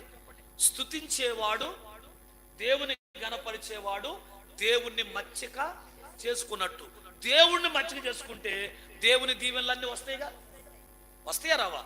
ఇంత సులువైన మార్గం ఉంది కాబట్టే దావీదు స్తుతించటము మానను. హల్లెలూయా. నేను నిన్ను స్తుతించుచున్నాను, నేను నిన్ను గణపరుస్తున్నాను. ఈ 150 కీర్తనలు అన్నిటిలో ఈ కృతజ్ఞతాస్తుతి చెల్లించడం అనే మాటలు కొన్ని వేల సార్లు చెప్తాడు దావీదు. వేల సార్లు చెప్తాడు ఆ మాట. ఈ రోజున చాలా మంది దేవుని మందిరానికి వచ్చే వారి నోటిలో స్తుతి లేదు. స్తుతి లేదండి, స్తోత్రం లేదు. అందుకని ఈ దాన్ని ఏమంటారంటే బైబిల్ చదివే క్రమాన్ని ఆపేసాం మేము. బైబిల్ పఠనం ఆపేసి ఈ చివరి దినాలలో దేవుణ్ణి ఎక్కువగా స్తుతించాలి, ఎక్కువగా ఆయన స్తోత్రాలు చెప్పాలని చెప్పి ఆరాధనలో కొంచెం మార్పు చేసి ఈ బైబిల్ ఈ గ్రంథస్థం దానికంటే కూడా స్తోత్రాలు చెప్తే మంచిది కదా, ఆశీర్వాదం అని మోకరింపజేసి అందరి చేత దేవునికి స్తోత్రాలు చెప్పిస్తున్నాం. ఎందుకంటే ఇక్కడ రాయబడింది, స్తుతి యాగం అర్పించువాడు నన్ను మహిమపరచుచున్నాడు, దేవుని రక్షణ వారికి కలుగునట్లుగా వాడు మార్గాన్ని సిద్ధపరచుకుంటున్నాడు. హల్లెలూయా. రెండవది చూడండి, 22వ కీర్తన ఇంకొక మాట చూడండి. 22వ కీర్తన 3వ వచనం. 22:3 నీవు ఇశ్రాయేలు చేసే స్తోత్రముల మీద ఆసీనుడవై ఉన్నావు. Praise the Lord. ఇది నేను ఈ పెద్ద లిస్టు, స్తోత్రములు చెల్లించడం అనేది ఒక పెద్ద లిస్ట్ అన్నమాట. అందుకని అన్ని చెప్పలేను, నేను సమయం ఉండదు. అందుకని 2-3 ప్రాముఖ్యమైన మాటలు చెప్దామని ఒక 2-3 రిఫరెన్స్లు ఎంచుకున్నా మనస్సులో. ఇక్కడేముంది? ఇశ్రాయేలు చేసే స్తోత్రముల మీద దేవుడు, అంటే స్తుతి అనేది ఒక సింహాసనం. స్తుతి అనేది ఒక సింహాసనం. స్తుతి అనేది దేవునికి మహిమ. స్తుతి అనేది దేవుని హెచ్చించటం. స్తుతి అనేది దేవుని గణపరచటం. స్తుతి అనేది దేవుని మచ్చిక చేసుకోవడం. స్తుతి అనేది ఆయన కార్యాలు ఆయన ద్వారా మనము జరిపించుకోవడానికి ఆయన్ని మనము వశపరచుకోవటం. అందుకని నేను దేవుని మందిరానికి వచ్చి అక్కడ నీకు నేను కృతజ్ఞతాస్తుతులు చెల్లిస్తాను. Praise the Lord. కనుక దేవుని బిడ్డలారా, ఈ ఉదయకాల సమయంలో ఒక్కసారి మీరు ఆలోచించండి. యెషయా గ్రంథంలో ఏముంది? పరిశుద్ధుడు పరిశుద్ధుడు అని గాన ప్రతిగానములతో 6వ అధ్యాయములో కదా ఆరాధన చేస్తున్నప్పుడు, స్తోత్రం చెప్తున్నప్పుడు వినండి బాగా.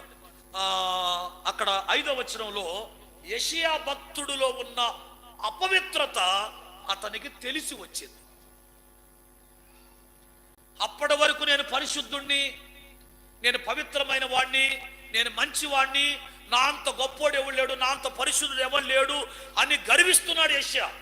ఎప్పుడైతే దేవదూతలు ఆరాధన చేస్తున్నారో, స్తోత్రాలు చెప్తున్నారో, దేవుని పరిశుద్ధుడు పరిశుద్ధుడు పరిశుద్ధుడని గాన ప్రతిగానములతో ఆరాధన చేస్తున్నారు, గడప పునాదులు కదులుతున్నాయో అది చూసినటువంటి యెషయా అదొక దర్శనం. దేవదూతలు పరిశుద్ధులు, వాళ్ళు పాపం లేని వాళ్ళు. పాపము లేని దేవదూతలే అయ్యా పరిశుద్ధుడు నువ్వు ఒక్కడివే, మేము కాదు నువ్వే పరిశుద్ధుడివి అని పరిశుద్ధమైన దేవదూతలే నువ్వే పరిశుద్ధుడు అయ్యా మేము కాదని చెప్తున్నప్పుడు నేనెంత అని తనలో ఉన్న బలహీనత తనకు అర్థము అయింది.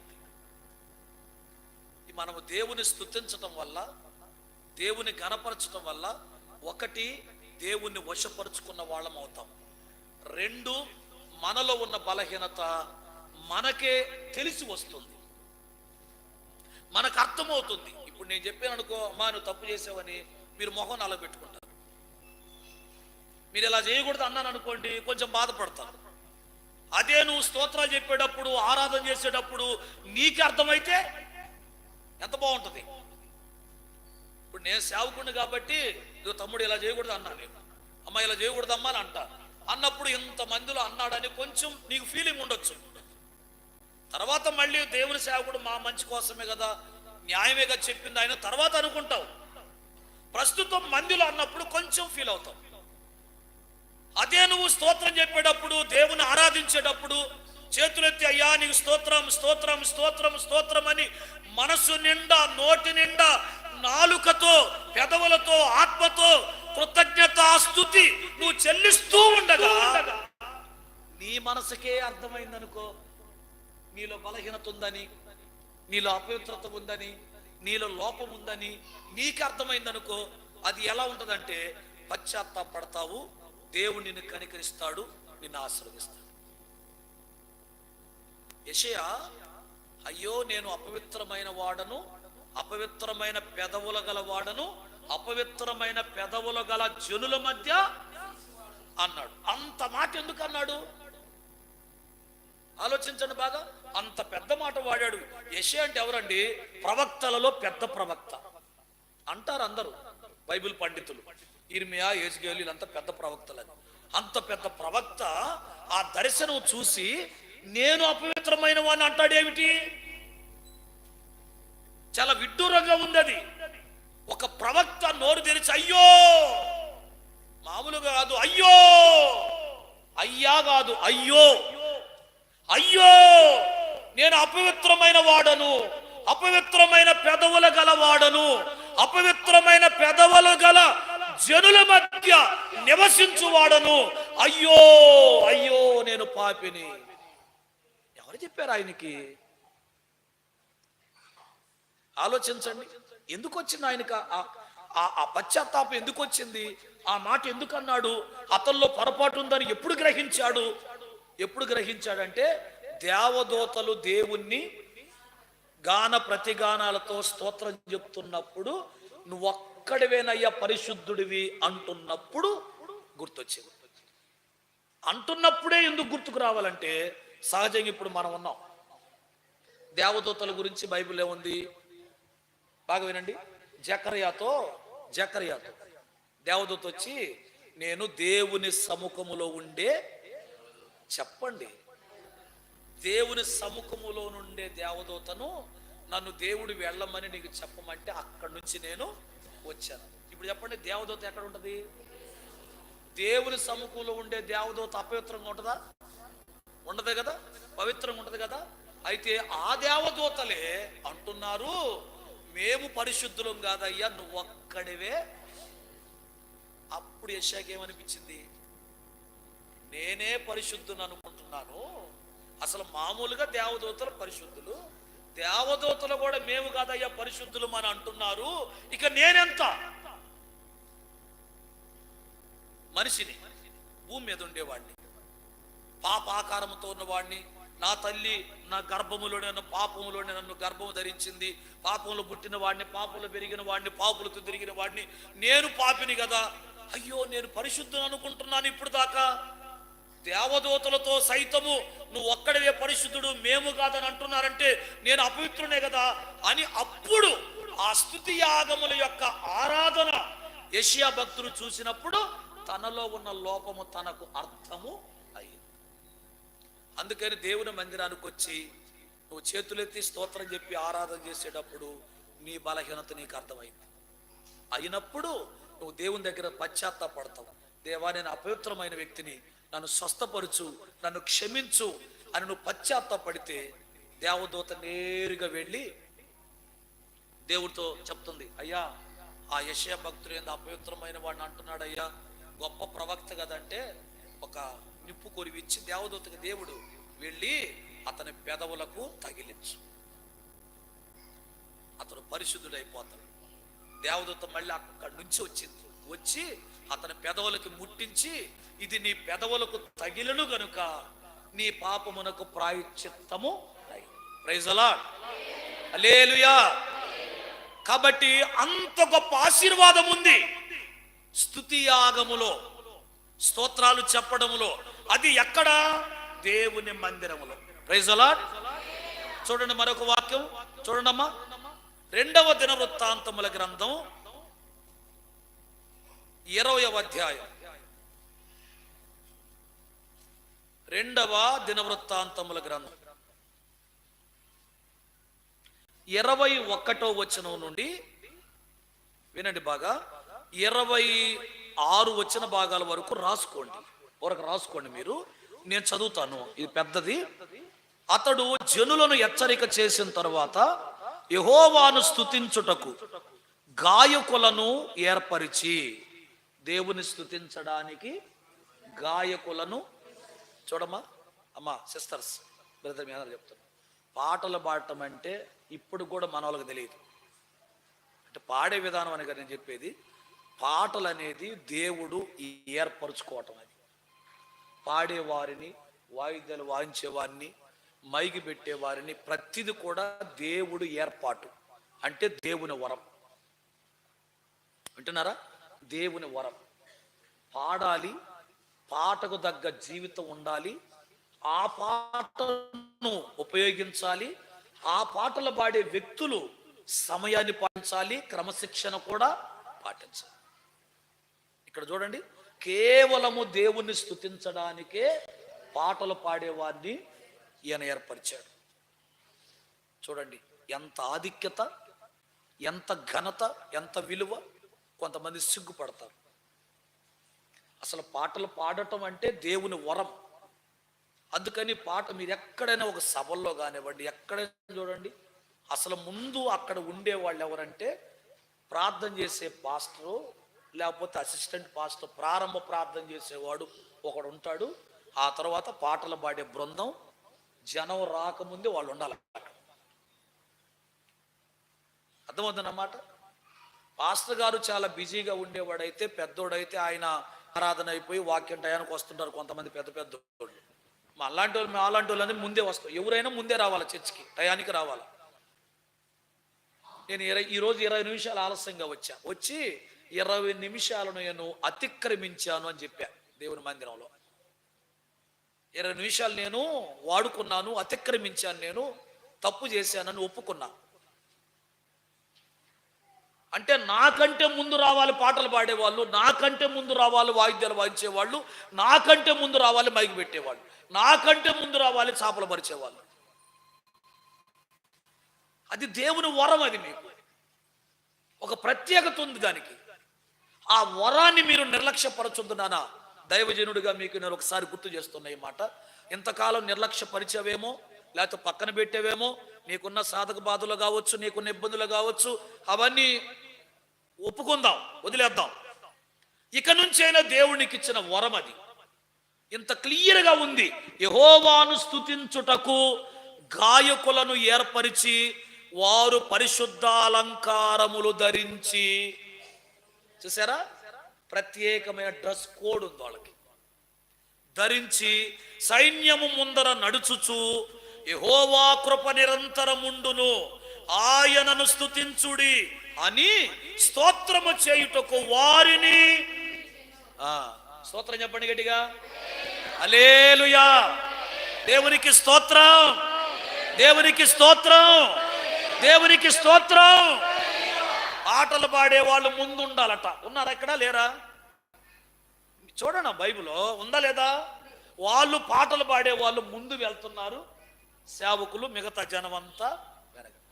మిరియాము చెప్పాలి, మిరియాము తంబూర తీసుకొని సితారు తీసుకొని పాటలు పాడుతూ ముందు వెళ్తుంది.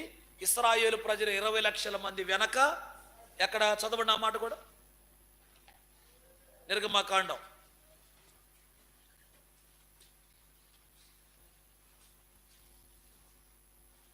15వ అధ్యాయం, నిర్గమ 15వ అధ్యాయం 20 వచనం. అహరోను సహోదరియు, పాస్టర్ గారి చెల్లెలే, సహోదరు అంటే అక్క కదా, పాస్టర్ గారు అక్కే, ప్రవక్తయు నగు మిరియాము తంబురను చేతబట్టుకొనిను, స్త్రీలందరూ తంబురతోనూ నాట్యములతోనూ ఆమె వెంబడి వెళ్ళగా మిరియాము వారితో కలిసి ఇలాగ పల్లవి ఎత్తి పాడింది. యెహోవాను గానము చేయుడి. ఒట్టిదే నేను అంటున్నా, అది కాదు, ఏదో వచ్చింది అన్నా. ఆ రాగం మనకేం తెలుసు, లేనిపోయింది, ఏదో అట్లా వచ్చేసింది ఫ్లోలో. యెహోవాను గానము చేయుడి. తర్వాత నాకు తెలియదు, ఏదో వచ్చింది అన్న. దేవుని స్తోత్రం. ఏమండి, ఆమె తంబూర పట్టుకొని ముందు వెళ్తుంది. ఆమెతో పాటు కొంతమంది స్త్రీలు పోగయ్యారు. వాళ్ళు కూడా వాయిద్యాలు పట్టుకొని, ఇప్పుడు చెప్పండి, వాయిద్యాలు వాయిస్తుంది ఆడోళ్ళ మగోళ్ళ? మీరేం చేస్తున్నారు చెప్పండి ముందు నాకు. మీరు తోమి కడిగి ఉతికి ఇషో ఉతికి తోమి ఆడ సరిది ఆడబెట్టి అది ఎడబెట్టి అది ఆడబెట్టి ఆ సీపులు అడబెట్టేసరికి రాహుకాలం కాస్త గడిచిపోయా.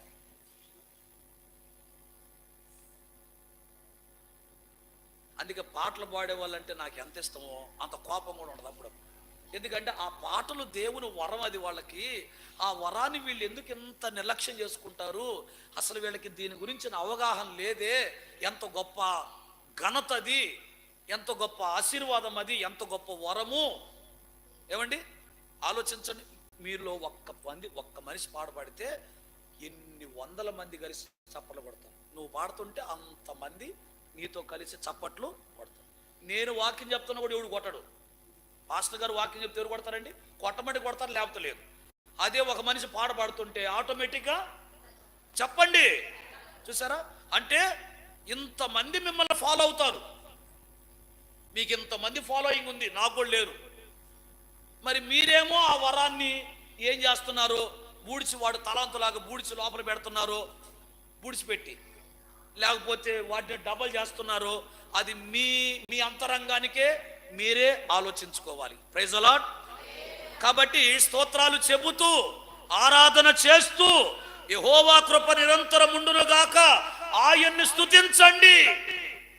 మేము స్తుతిస్తున్నాము, మీరు కూడా స్తుతించండి అని చెప్తున్నారు. అప్పుడు 22వ వచనం మళ్ళీ ఇక్కడికి, వారు పాడుటకును స్తుతించుటకును మొదలు పెట్టగా యెహోవా యోధా వారి మీదికి వచ్చిన అమ్మోనీయుల మీదను మోయాబీయుల మీదను షేయూరు మన్యవాసుల మీదను మాటుగాండ్రను పెట్టెను గనుక వారు హతులైరి. చప్పట్లు కొట్టి దేవుని మహిమపడతాం. ఇంకదాలే ఇంకదాలే ఇంకదాలే నా సాడు నీకు పోయి అన్నట్టుగా ఇంకదాలే. కొట్టేది గట్టి కొట్టచ్చు కదా, గట్టిగా. దేవునికి స్తోత్రం. యుద్ధము చేయలా, ఆయుధం పట్టుకోవాలా. వినండి మాట, యుద్ధము చేయలా, ఆయుధం పట్టుకోవాలా. ఎవ్వడు ఫైట్ చేయాల, కేవలము స్తోత్రాలు చెప్పారు, పాటలు పాడారు. దేవుడట మాటుగాండ్రను పెట్టాడట. Praise the lord. మీ అందరికి ఒక మాట చెప్తా. అమ్మో మా గురించి ఆ గదిలో ఏం మాట్లాడుకుంటున్నారో, అమ్మో మా గురించి వాళ్ళు ఏం మాట్లాడుకుంటున్నారో, అమ్మో మా గురించి ఏమి వ్యవహారం చేస్తున్నారో, ఏమేం ప్లాన్లు చేస్తున్నారో ఈ పనికి మాల్లో అని మీరు కంగారు పడిపోయి భయపడిపోయి మనకు వ్యతిరేకంగా మన గురించి చెడ్డగా ఎవరేం మాట్లాడుకుంటున్నారో, మా చుట్టాలు మా బంధువులు మా ఇంట్లో వాళ్ళు అని మీరు కంగారు పడద్దు. ఎందుకు తెలుసునా? మీరు మోకరించి దేవునికి స్తోత్రాలు చెప్పండి, దేవుని మందిరానికి వచ్చి పాడండి, స్తుతించండి. దేవుడే మీకు విరోధముగా సనిగే వాళ్ళను గొనిగే వాళ్ళని అనచడానికి మాటుగాండ్లను పెట్టునుగాక. నేనైతే భయపడినమ్మా. నాకు వ్యతిరేకంగా ఎవరు ఆలోచించుకుంటున్నా, ఎవరు మాట్లాడుకుంటున్నా, ఎవరెన్ని ప్లాన్ చేసుకున్నా అసలు నథింగ్. నేను అసలు పట్టించుకోను. ఎందుకు తెలిసిన? నాకు విరోధముగా రూపించబడే ఏ ఆయుధాయినైనా నిర్మూలించే దేవుడు నాతో ఉండగా నాకేంటి భయం? సనిగే వాళ్ళు సనగని, గొనిగే వాళ్ళు గొనగని, విరోధంగా మాట్లాడుకునే వాళ్ళు మాట్లాడుకోనివి, వాళ్ళ కర్మ వాళ్ళు అనుభవిస్తారు అంతే. భార్యలతో చెప్పాడు యాకోబు పోయి, ఏమని? చూడవే చూడవే చూడవే, అట్నే కానీ భార్యని, చూడవే చూడవే మీ అన్నోళ్ళు నా గురించి ఎట్లా మాట్లాడుకుంటున్నారో, మీ నాన్న కూడా నా గురించి చండాలంగా మాట్లాడుకుంటున్నాడు, నన్ను అదొక రకంగా చూస్తున్నా, వాళ్ళ సూపులాగా తేడాగా ఉన్నాయి, అదొక రకంగా చూస్తున్నారు, వాళ్ళ ముఖాలు కూడా నిన్న మొన్న ఉన్నట్లుగా లేవు, ముఖాలు మారిని, సూపు మారింది అని భార్యలకు చెప్పుకున్నాడు యాకోబు. అది విన్నాడు ఆయన. దద్దమ్మ ఆడోళ్ళకు చెప్పుకునేది ఏందిరా అని దేవుడు తిట్టి, మీ మామ చేయుచున్నది యావత్తు నేను చూశాను. చెప్పొచ్చుగా దేవుని స్తోత్రం. వాళ్ళకి చెప్పుకునేది కదా దద్దమ్మ. ఆడలోకి చెప్పుకునేది ఏంది? నేను లేనా, నేను చోట్లా. మీ మామ ఏం మాట్లాడుకుంటున్నారో, మీ బామర్దులు ఏం మాట్లాడుకుంటున్నారో, మీ చుట్టాలు ఏం మాట్లాడుకుంటున్నారో, మీకు విరోధులు ఏం మాట్లాడుకుంటున్నారు, ఏం గూడిపుడం చేస్తున్నారో నువ్వు చెప్పుకునేది ఏంది వాళ్ళకి వీళ్ళకి? నేను లేనా, నేను చూడలేదా? నేను చూచి తిని. Praise the lord. చూసాడా లేదా? చూచుచున్న దేవుడవు. ఈ పాటలకేం ఇబ్బంది లేదు, బ్రహ్మాండంగా పడతారు. పాటలకేం కొదువు లేదు, పాడమంటే పాడతారు. చూచుచున్న దేవుడవు నీవే యేసయ్యా, చూడముచ్చటాయనే సుకుమార సుమములైన నీ నేత్రాలంకృతము. హల్లెలూయా. వింటున్నా నా మాటలు? నీ మామ చేయుచున్నది యావత్తు నేను చూచి. లే లే లేచి బయలుదేరు, నేను నీకు తోడై ఉన్నాను. నిజంగా నువ్వు విశ్వాసం ఉన్న వ్యక్తివి అయితే, నిజంగా దేవుని మీద నీకు పరిపూర్ణమైన నమ్మకం ఉంటే, దేవుడు అంటే నీకు ధైర్యం ఉంటే, నీకు విరోధంగా ఎవరు ఏమి మాట్లాడుకున్నా, ఎవరు ఏ విధమైన ప్రయత్నాలు చేసినా, ఏ విధమైన గూడుపుటాన్ని చేసినా నువ్వు స్తోత్రం చెప్తువుగాక. అంతే. ఇంకేం చేయొద్దు. స్తోత్రం ప్రభువా, స్తోత్రం నాయన, స్తోత్రం తండ్రి, స్తోత్రం ప్రభువులు భలే మాట్లాడుకున్నారు ప్రభు, స్తోత్రం ప్రభు, ఇలా భలే ప్లాన్ చేస్తారు, స్తోత్రం ప్రభుని చూసుకో ప్రభు అను, అంతే చాలు, అంతే.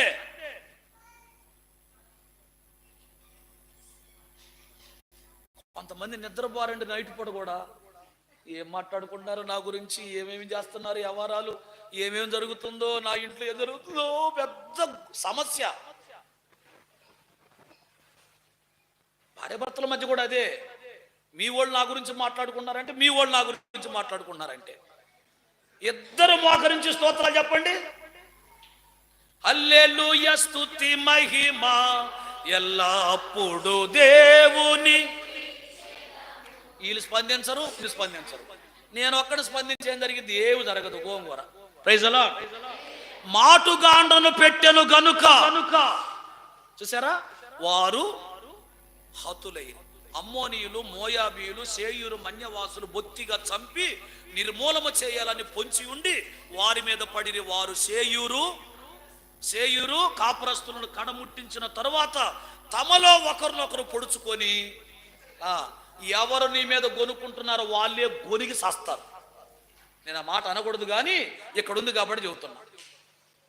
ఎవరు నీకు విరోధంగా మాట్లాడుకుంటే నీకేంటి, నీ ప్రమేయం లేకుండా ఏం జరగదు కదా. ఏమా చెప్పండి అమ్మా, మీరు చెప్పండి. నీ ప్రమేయం లేకుండా, నీకు తెలియకుండా ఏం జరగదుగా. అలాంటప్పుడు నీకేంటి భయం, నీకేంటి భయం? ఎవరేం మాట్లాడుకుంటే నీకెందుకు? నువ్వు నిష్కలంకంగా ఉన్నావా లేదా, నువ్వు పరిశుద్ధంగా ఉన్నావా లేదా, నువ్వు న్యాయంగా ఉన్నావా లేదా, నీ మనసు నిర్మలంగా ఉందా లేదా, నీవు దేవునికి స్తోత్రాలు చెప్పే వ్యక్తివా కాదా, అది చూసుకో చాలు. అది చూసుకో. యాకోబు భార్యలతో చెప్పుకుంటే ఏం జరిగింది, ఏం జరగల. భార్యలతో చెప్పుకుంటే భార్య దొంగతనం చేసింది. అది పెద్ద దొంగ. రాహేలు దొంగ కోసం 21 సంవత్సరం I love you I love you I love you అంటూ తిరిగాడు దరిద్రుడు. ఎన్ని సంవత్సరాలమ్మా? సెపరేట్. అది దొంగని తెలియదా, దొంగని చేసుకున్నాడు యాకోబు. ఇష్టం లేకుండా కాపురం చేసేదేమో మంచిదైంది, ఇష్టపడి 20 సంవత్సరాలు ఐ లవ్ యూ ఐ అంటూ పోయిందేమో దొంగ అయింది. ఇప్పుడు మనోడు దొంగను ప్రేమించాడా మంచిదాన్ని ప్రేమించాడా చెప్పండి. ఆ లవ్ దొంగదే, ఆ ఎమ్మి కూడా దొంగదే. ఆలోచన చేయడం దేవుని పెట్టారా. కాబట్టి వాళ్ళు ఏం చేయాల, దేవుడు చేశాడు యాకోబుకి. Praise the Lord. కాబట్టి నీకు మేలు చేయువాడు దేవుడు, నిన్ను దీవించేవాడు దేవుడు, నీ గాయములు కట్టేవాడు దేవుడు, నీకు విరోధముగా లేచి ఆయుధాన్ని నిర్మూలపరిచేవాడు కూడా దేవుడే. అలాంటప్పుడు నీకు విరోధంగా ఎవరు ఏమి మాట్లాడుకుంటే నీకేంటి? Praise the Lord. ఆ తర్వాత ఏం జరిగింది, యూదా వారు అరణ్యమందున్న కాపురుల దుర్గము దగ్గరికి వచ్చి సైన్యము తట్టు చూడగా వారు శవాలై కూలిపోతారమ్మా. నీకు విరోధంగా మాట్లాడు, నువ్వు నిష్కలంకురాలు అయితే, అది మళ్ళీ నువ్వు నిష్కలంకురాలు అయితే నీలో ఏ విధమైనటువంటి కించెత్తు బుద్ధి లేకుండా, కుళ్ళు, కుతంత్రము, అసూయ, కోపము, ద్వేషం, ఈర్ష్య, కుళ్ళు ఇలాంటిది ఏమి లేకుండా నువ్వు నిష్కలంకమైన హృదయం గల వ్యక్తివి అయితే నీకు విరోధముగా ఎవ్వరు ఏ విధమైన గూడు పుటాన్ని చేసినా వారు నేల మీద కూలుదురుగాక. ఇది వాక్యం. విశ్వసించిన వారు అందరూ ఆమేన్ చెప్పండి. ఆమేన్. దేవునికి స్తోత్రం. ఆ తర్వాత చూడండి, యెహోషాపాతు దగ్గరికి రాగా శవాలని అక్కడ పడి ఉన్నాయి. ఆ వెండంతా దోచుకున్నారు. ఆ తర్వాత 26లో 4వ దినమున వారు బెరాకా లోయలో కూడిరి. అక్కడ వారు యెహోవాకు కృతజ్ఞతాస్తుతులు చెల్లించినందున నేటి వరకు ఆ చోటికి బెరాకా లోయ అని పేరు. బెరాకా అనగా స్తుతి లేక. చప్పట్లు కొట్టి దేవుని మహిమపడదాం అందరం. హల్లెలూయా హల్లెలూయా. స్తుతి ఉన్న చోట ఆశీర్వాదము ఉంటుంది. ఇప్పుడు ఈ స్టోరీలో ఒక్కడు గమనించారా, స్తుతితో మొదలైంది, స్తుతితోనే ఎండ్ అయింది కదా. యుద్ధానికి ముందు స్తోత్రం చెల్లించారు, అయిపోయిన తర్వాత దేవునికి స్తోత్రము చెల్లించారు. స్తుతితో మొదలైంది, స్తుతులతోనే ముగించబడింది. స్తుతితో మొదలైన యుద్ధం ఆశీర్వాదముతో ముగించబడింది. Praise the lord. ఎవరి నోట స్తుతి ఉంటుందో, ఏ ఇంట్లో స్తుతి ఉంటుందో, దేవుని మందిరములో స్తుతి ఉంటుందో అక్కడ ఆశీర్వాదం ఉండునుగాక. కాబట్టి రెండు విషయాలు చెప్పా. ఒకటి, మందిరం యొక్క ఆశీర్వాదాలు అనే అంశంలో మొదటి భాగము, నీ మందిరము చుట్టూ నేను ప్రదక్షిణము చేయుదును ఒకటి. రెండు, అక్కడ నీకు నేను కృతజ్ఞతాస్తుతులు చెల్లిస్తాను. మూడవది చెప్పి నేను ముగిస్తాను. ఒక పావు గంట ఉంది. 26:8 నీ నివాస మందిరమును, కీర్తన అమ్మా, కీర్తనల గ్రంథం 26వ అధ్యాయం 8వ వచనం చదువుతున్నాం. 6, 7, 8 వచనాలు ఈ పూట మన ధ్యానం. 6వ వచనం ధ్యానం అయిపోయింది, 7వ వచనం ధ్యానం అయిపోయింది, 8వ వచనంలోకి వచ్చాం. యెహోవా నీ నివాస మందిరమును,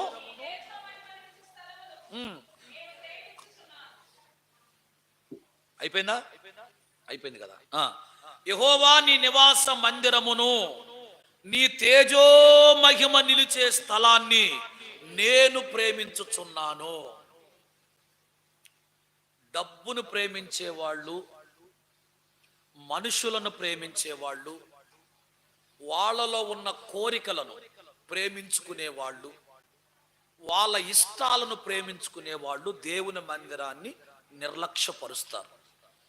దేవుణ్ణి ప్రేమించేవారు దేవుని మందిరములో ఉంటారు. ఆమేన్. వింటున్నారా?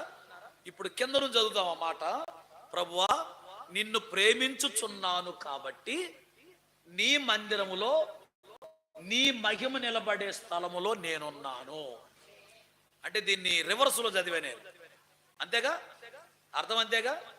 చెప్పరేంటి? అంతే కదా. 8వ వచనాన్ని కింద నుంచి నేను చదువుతున్నా. యెహోవా నేను నిన్ను ప్రేమించుచున్నాను. నిన్ను ప్రేమించుచున్నాను కాబట్టే నీ మందిరానికి వస్తున్నా.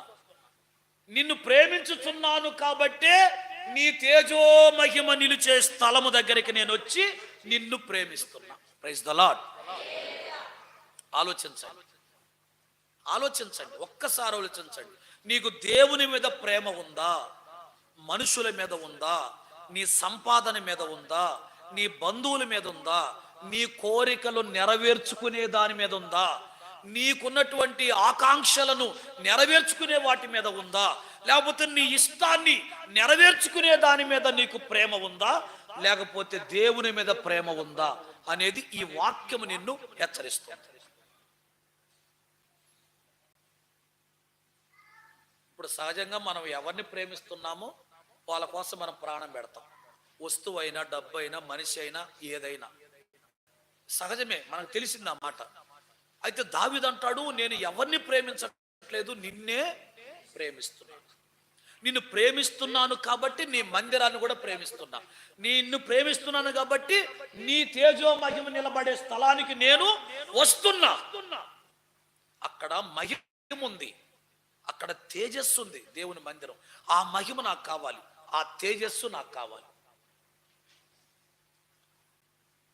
మనం ఇక్కడ నుంచి వెళ్ళేటప్పుడు, వచ్చేటప్పుడు చాలా రిస్క్తో వస్తాం, ఎన్నో ఆలోచనతో వస్తాం. వాక్యము చేత మీ హృదయాలు, తలంపులు అన్నీ శుద్ధి అయిపోతాయి ప్రసంగం ద్వారా. ఆ శుద్ధి అయిన తర్వాత ఇక్కడ నుంచి వెళ్ళేటప్పుడు మీతో పాటు ఒక మహిమ, ఒక తేజస్సు, ఒక మహిమ మీతో పాటు వస్తుంది. చూడండి వాక్యాన్ని త్వరగా. నిర్గమకాండం 24వ అధ్యాయం.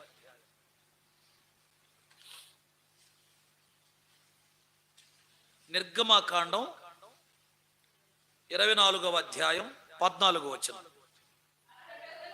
పెద్దలను చూచి మేము మీ వద్దకు వచ్చే వరకు ఇక్కడే ఉండండి. ఇదిగో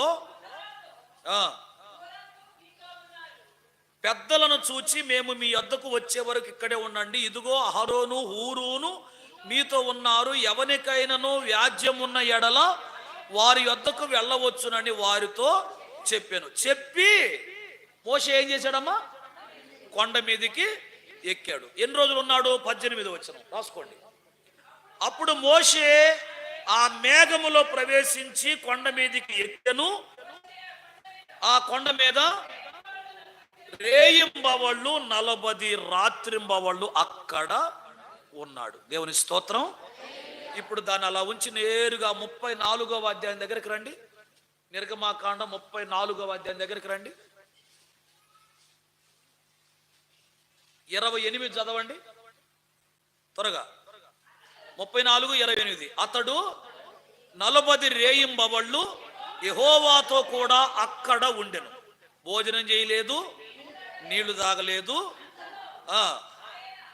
నిబంధన వాక్యములను అనగా 10 ఆజ్ఞలను అతనికి పలకల మీద వ్రాసి ఇచ్చాడు. నెక్స్ట్ చదవండి. సీనాయి కొండ దిగుచుండగా శాసనముల గల 2 పలకలు మోషే చేతిలో ఉన్నాయి. అతడు ఆ కొండ దిగుచుండగా ఆయన అతనితో మాట్లాడుచున్నప్పుడు తన ముఖ చర్మము ప్రకాశించిన సంగతి మోషేకు తెలిసి ఉండలేదు. అహరోనును ఇశ్రాయేలీలందరూ మోషేను చూచినప్పుడు అతని ముఖ చర్మము ప్రకాశించెను గనుక వారు అతన్ని సమీపింప వెరచిరి. Praise the lord. 2 అధ్యాయాలు రిఫరెన్సులు కోట్ చేయండి. మోషే సీనాయి పర్వతం మీదకి దేవుని సన్నిధి అక్కడ ఉంది, దేవుని దగ్గరికి వెళ్ళాడు. అదే దేవుని మందిరం. అక్కడికి వెళ్ళాడు. 40 రోజులు అక్కడ ఉన్నాడు. ఆహారం లేదు, నీళ్లు లేవు. కొండ మీద ఎక్కడ దొరుకుతాయి? ఎక్కడ దొరుకుతాయమ్మా? కొంతమంది చూడండి, మందిరాలకు పోయి అన్ని సౌకర్యాలు కావాలంటారు. మందిరంలో అన్ని ఉంటానికి అదే ఇల్లా, కాపురం చేసి ఇల్లా, సౌకర్యాలు కావాలనుకుంటారు. అక్కడ కొండ మీదకి వెళ్ళి మంచిళ్ళు లేవు, ఆహారం లేదు. 40 రాత్రింబవళ్ళు అక్కడ ఉన్నాడు.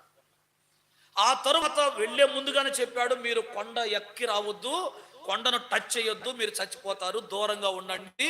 మీకు ఏదైనా సమస్య వస్తే ఇదిగో పెద్దలు అహరోను ఉన్నాడు, హూరు ఉన్నాడు, వాళ్ళు చూసుకుంటారని చెప్పి మోషే వెళ్ళాడు. 40 రోజుల తర్వాత కొండ దిగి వచ్చాడు. వెళ్ళేటప్పుడు ఎలా వెళ్ళాడో వచ్చేటప్పుడు అలాగనే వచ్చాడు. వెళ్ళేటప్పుడు ఉన్న ముఖం వేరు, తేజస్సు వేరు. తిరిగి వచ్చినప్పుడు మోషే యొక్క ముఖ తేజస్సు వేరు. అతని ముఖము ప్రకాశించింది. ఎందుకని? అతడు ఉన్నది వెలుగులో.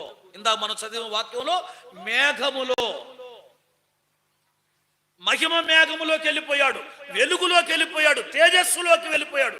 అక్కడికి వెళ్ళిపోతే మీరు గమనించండి. మీరు ఏదన్నా షాపింగ్ మాల్కి వెళ్ళండి. షాపింగ్ మాల్లో ఉన్న అట్రాక్షన్ ఏంటంటే లైట్లే కదా. పాత గుడ్డ కూడా తెల్ల కనపడితే ఇచ్చేస్తాడు డబ్బులు. దగ దగ దగ దగ దగ ఆ కాంతులతో పాత బట్టలు కూడా, పనికి మాలిన బట్టలు కూడా దగ దగ దగ మెరిసిపోతాయి. అది వ్యాపార లౌకికంలేండి. మీరు అక్కడికి వెళ్ళినప్పుడు మీరు కూడా మెరిసిపోతుంటారు ఆ లైటింగ్. చెప్పరేంటి? నిజమా కదా? మీరు కూడా మెరిసిపోతుంటారు. అంటే ఎందుకని? మీరు ఆ వెలుగులో ఉన్నారు. అలాగనే దేవుని మందిరం, దేవుని మహిమ, దేవుని తేజస్సు ఇక్కడ ఉంటది. మీరు ఈ తేజస్సులోకి వచ్చినప్పుడు, ఈ వెలుగులోకి వచ్చినప్పుడు మీలో ఉన్న చీకటి అంతరించి, మీలో ఉన్న చీకటి పారిపోయి ఈ మహిమతో, ఈ తేజస్సుతో మీ హృదయాలు, మీ శరీరాలు, మీ అంతరంగాలు నింపబడునుగాక. మేఘంలోకి పోయాడు, వెలుగులోకి పోయాడు మోషే. అలా వెళ్ళిన తర్వాత ఆ వెలుగులో 40 రాత్రింబళ్ళు ఉండేసరికి ఆ వెలుగంతా తనలోకి వచ్చింది. ముఖమంతా తేజస్సుతో నింపబడింది. దిగి వచ్చేటప్పుడు అతని ముఖాన్ని చూడలేక ముఖం సాటేశారంట. మొత్తం పక్క తిప్పుకున్నారంట. ఏంట్రా నన్ను చూసి ముఖం సాటేస్తున్నారు, ఏమైంది అంటే, అయ్యా నీ ముఖం చూడలేకపోతున్నా మేము. మీరు ఎప్పుడైనా గమనించారా? ఈ దెయ్యాలు పట్టిన వాళ్ళకి మేము ప్రార్థన చేసినప్పుడు ఒక్కోసారి ఇటు చూడు ఇటు చూడు ఇటు చూడు అంటాం. వాళ్ళు చూడరు వాళ్ళు చూడరండి. చూడు నా సాయి చూడు, చూస్తావా లేదనంటే అసలు చూడరు, కళ్ళు మూసుకున్నా అంటారు. కారణం ఏంటంటే ఆ దేవుని మహిమ, దేవుని తేజస్సు వాటికి కనపడింది, మీకు కనపడదు. మీకు అర్థం కాదు. మీకు అవి చూడవండి, దెయ్యాలు చూడవు. వాటికి భయం. అందుకని దేవుని మందిరంలో దేవుని తేజస్సు ఉంటది, దేవుని మహిమ ఉంటుంది. ఆ మహిమను నువ్వు సంతరించుకుంటావు, ఆ తేజస్సును నువ్వు సంతరించుకుంటావు. అప్పుడు ఆ మహిమను తీసుకొని, ఆ తేజస్సును తీసుకొని నువ్వు ఇంటికి వెళ్ళినప్పుడు నీ ఇంట్లో కూడా దేవుని మహిమ ఉండును గాక. హల్లెలూయా చెప్పండి, హల్లెలూయా. కాబట్టి దినవృత్తాంతములు 2వ గ్రంథం ఒకసారి చూడండి, 5వ అధ్యాయం. యెహోవా తేజస్సుతో మందిరము నిండు కొనగా సేవ చేయుటకు యాజకులు ఆ మేఘమున్న చోట నిలువలేకపోయిరి. Praise the lord. చూసారా, యాజకు అంటే ఆవరించింది మందిరం మొత్తం. ఆ మహిమ మేఘానికి తట్టుకోలేక వాళ్ళే బయటకు వచ్చారు. మీరు అనుకోవచ్చు యాజకులు వెళ్ళిపోవటం ఏంటన్నాయని. యాజకులు ఎందుకు వెళ్ళారంటే వాళ్ళు శరీరముతో చిన్న చిన్న బలహీనతలతో ఉండేవాళ్ళు కాబట్టి అంత పెద్ద మేఘము మహిమ మందిరాన్ని కప్పేసరికి ఆ మహిమకు తట్టుకోలేక వాళ్ళు బయటకు వచ్చారు. అంటే దేవుని మందిరములో, దేవుని మందిరం మీద ఏముంటుంది చెప్పండి? మహిమ మేఘము ఉంటుంది. మహిమ అంటే గ్లోరీ, గ్లోరీ ఉంటుంది, మహిమ ఉంటుంది, మేఘం ఉంటుంది, శక్తి, దేవుని ప్రభావం ఉంటుంది మందిరంలో. అందుకే దావీదు అన్నాడు, ఎక్కడ 18వ కీర్తన 22వ కీర్తన 18వ కీర్తన 18వ కీర్తన 28వ వచనం, నా దీపము వెలిగించు వాడవు నీవే, నా దేవుడైన యెహోవా చీకటిని నాకు వెలుగుగా. దేవుని స్తోత్రం. అందుకని ఎవరైనా సరే, అమ్మా తల్లి ఆ మాట చదవండి నాన్న,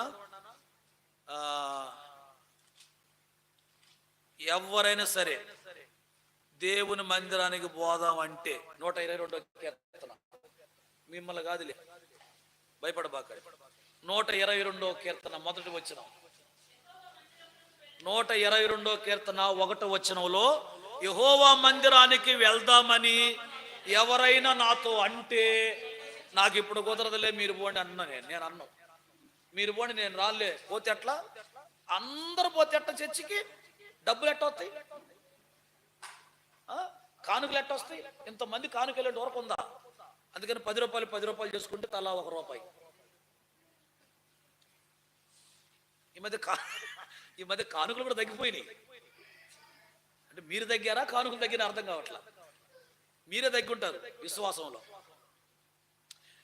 ఎవరైనా మందిరానికి వెళదాము అంటే చూసారా ఏమంటాడు ఆయన? దావీదు ఏమంటాడంటే,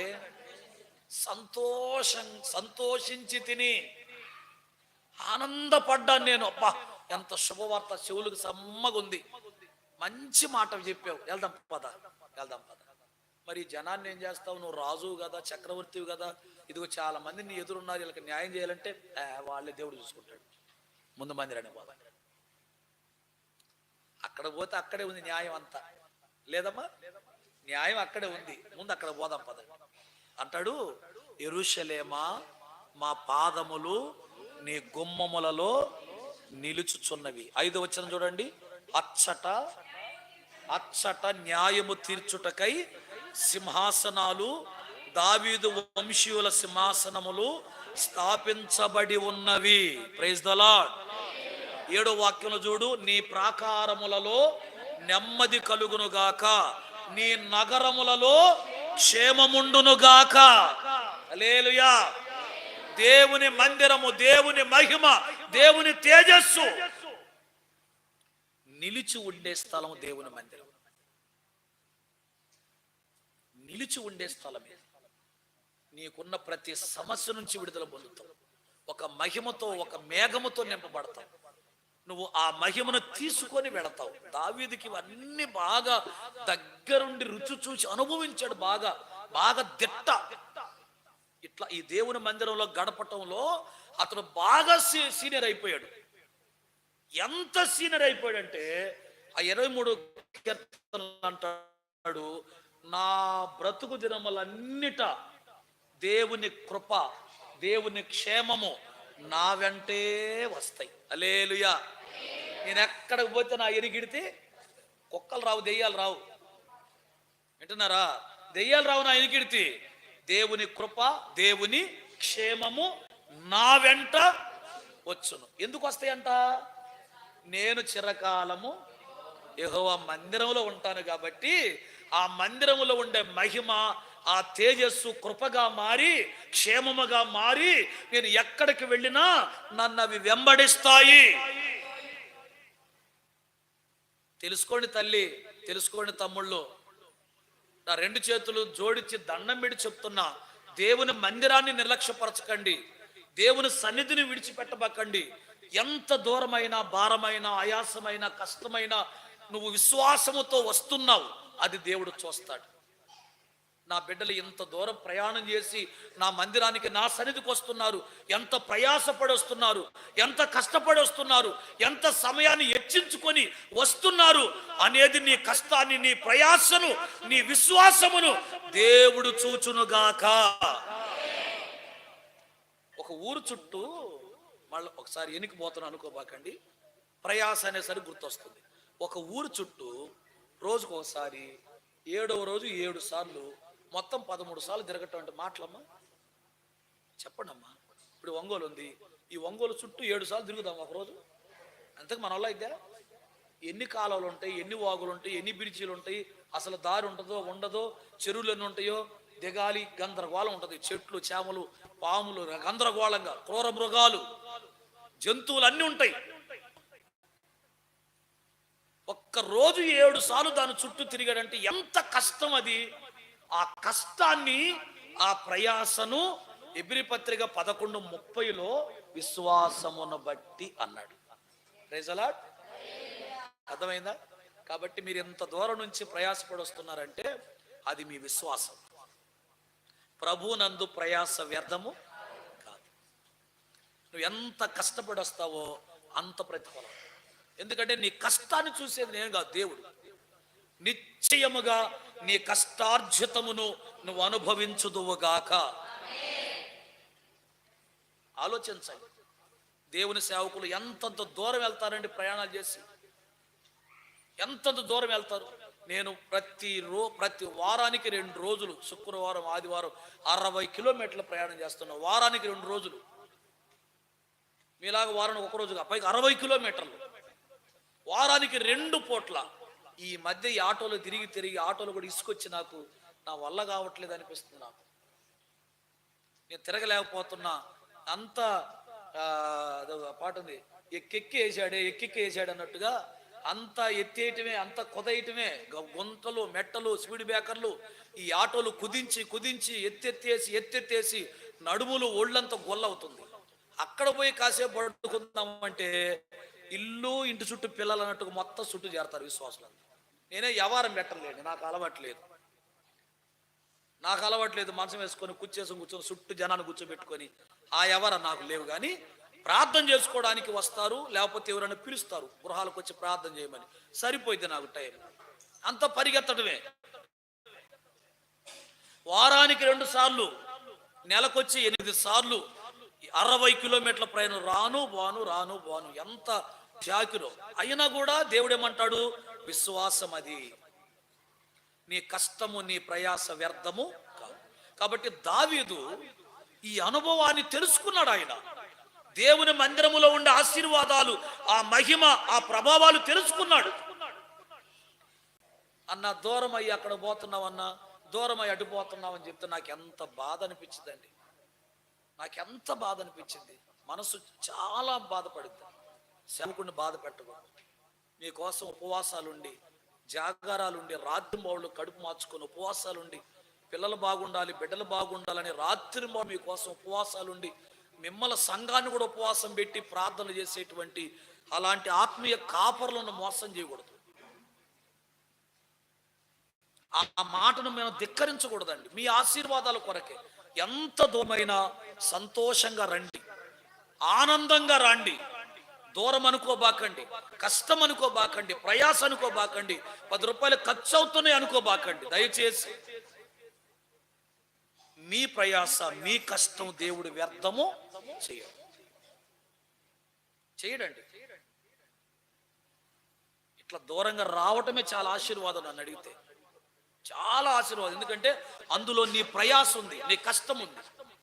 ఇద్దరు భార్య భర్తలు పిల్లల్ని వేసుకొని ఓ 10 కిలోమీటర్లు, 20 కిలోమీటర్లు, 30 కిలోమీటర్లు అక్కడెక్కడ మందిరాలు లేకనా, సేవకులు లేకనా, మా సేవకులు, మా సంఘం, మా మందిరం సేవకులు మంచోళ్ళనో లేకపోతే ఏదో మంచి అభిప్రాయం, ఆ అభిప్రాయంతో, ఇష్టముతో, ప్రేమతో కష్టపడి ప్రయాసపడి అంత దూరం నుంచి వచ్చినప్పుడు ఒకవేళ నేను గుర్తించలేకపోవచ్చు, ఎగ్జాంపుల్గా చెబుతున్నా, నేను గుర్తించలేకపోవచ్చు, కానీ నువ్వు ఆరాధించే దేవుడు గుర్తించడా? చెప్పండి అమ్మా, ఆయనకు తెలీదా? తెలుసు.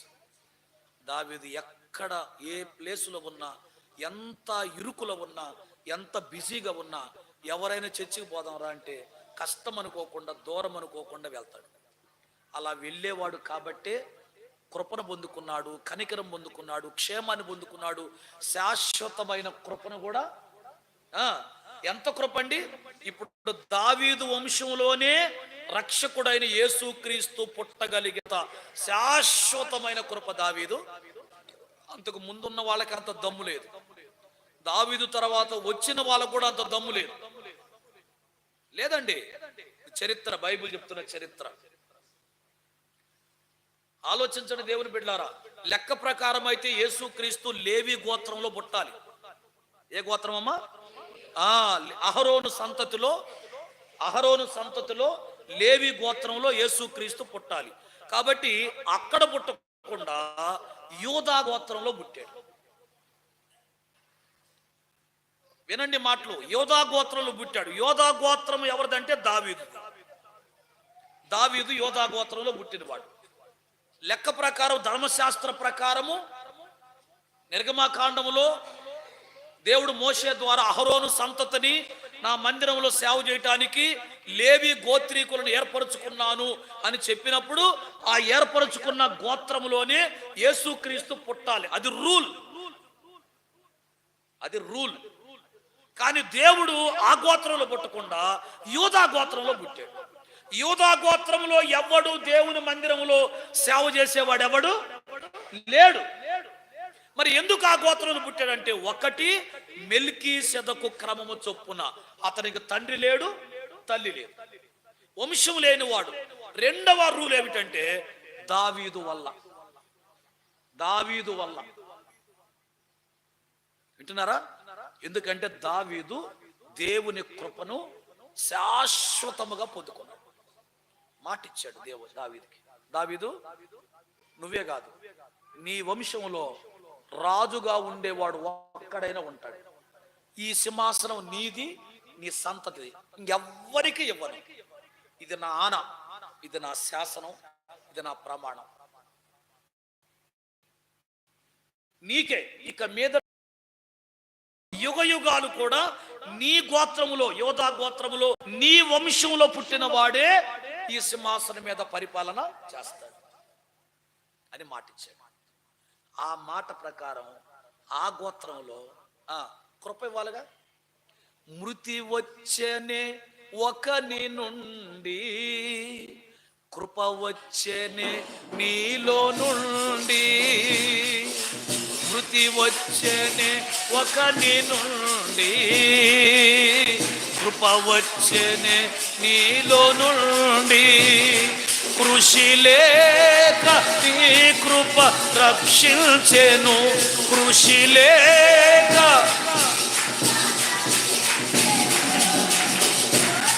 కృతజ్ఞతాస్తుతు కృతజ్ఞతాస్తుతులర్పింతును.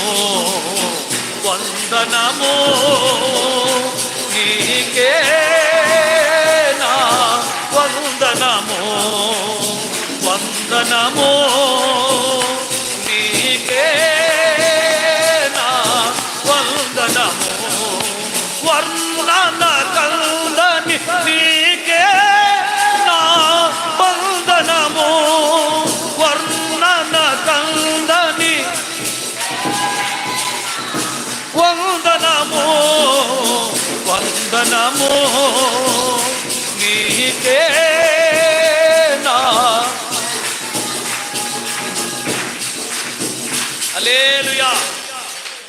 వచ్చింది ఆయనలో నుంచి.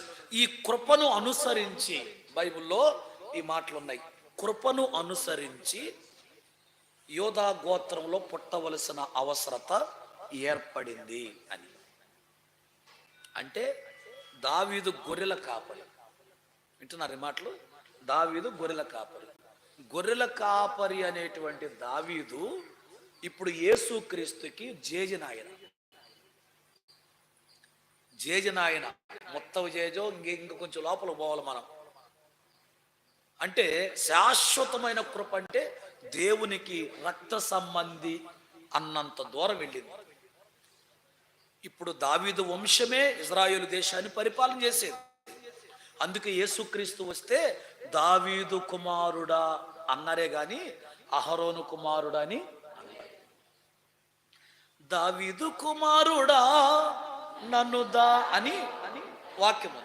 కాబట్టి దావీదు కుమారుడా నన్ను కరుణించు అని. అంత శాశ్వతమైన కృప దావీదు అనుభవించడానికి దేవుని దగ్గర ప్రమాణం తీసుకోవడానికి కారణం ఏంటంటే చెప్పండి, దేవుని మందిరములో చిరకాలము రాత్రింబవళ్ళు ఆయన బలిపీఠము చుట్టూ ప్రదక్షిణం చేస్తూ ఆయన మందిరాన్ని కనిపెట్టు కృతజ్ఞతాస్తుతులు చెల్లించుచు ఆయన మహిమ నిలబడే స్థలంలో నివసించాడు. కాబట్టి దావీదుకి అంత శాశ్వతమైన కృప. ఇది చరిత్ర. నీ మట్టుకే భక్తి చేసుకుంటావో, నీ బిడ్డలు వాళ్ళ బిడ్డలు వాళ్ళ బిడ్డలు బిడ్డ తరాలు ఈ కృప నీ బిడ్డ తరాలకు ఉండేటట్లుగా దేవుని మందిరాన్ని నిర్లక్ష్యపరచకుండా దేవుని మందిరానికి వచ్చి ఆయన మందిరంలో నివసిస్తావో అది నీకు ఇష్టం. ఒక దైవజనుడిగా బాధ్యతగా చెప్పాను.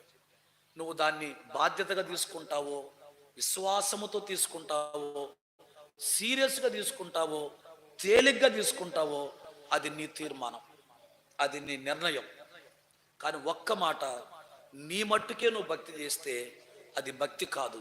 నీ బిడ్డ తరాలు శాశ్వతమైన కృప, నీ బిడ్డ తరాలు వచ్చే విధంగా నువ్వు భక్తి చేస్తే ఆ భక్తికి విలువ, ఆశీర్వాదం.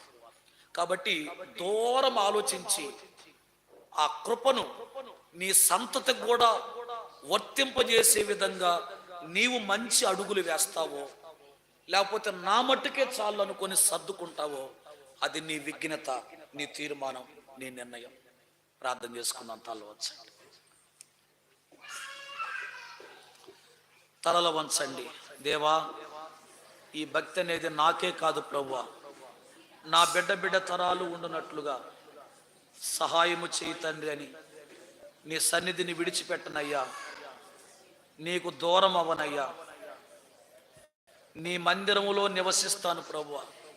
నీ మందిరాన్ని కనిపెట్టుకొని దూరమైన, భారమైన, ఖర్చైనా, వేదనైనా, ఇరుకైనా, ఇబ్బంది అయినా నీ సన్నిధిని విడవకుండా వస్తానయ్యా. దావీదుకి నువ్విచ్చిన శాశ్వత కృప నాకును నా బిడ్డ సంతతికి వచ్చినట్లుగా నేను ఒక మార్గాన్ని సరళం చేసుకుంటాను ప్రభు అని ప్రార్థన చేసుకోండి, తీర్మానం చేసుకోండి.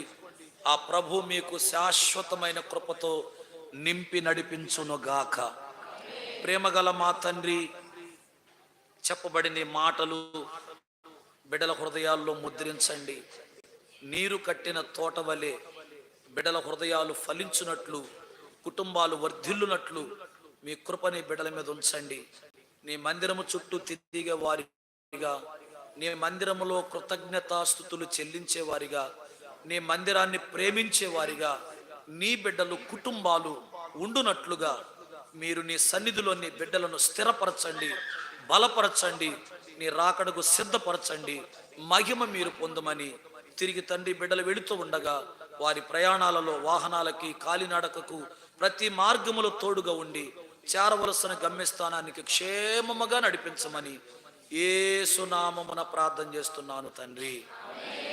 మన తండ్రి అయిన దేవుని ప్రేమ, ప్రభు అయిన యేసు క్రీస్తు కృప, పరిశుద్ధాత్మ సన్నిధి సహవాసం పరిశుద్ధులకును కూడి వచ్చిన మన అందరికీ సదాకాలము తోడుగా ఉండి నడిపించి కాపాడునుగాక. ఆమేన్. హల్లెలూయా.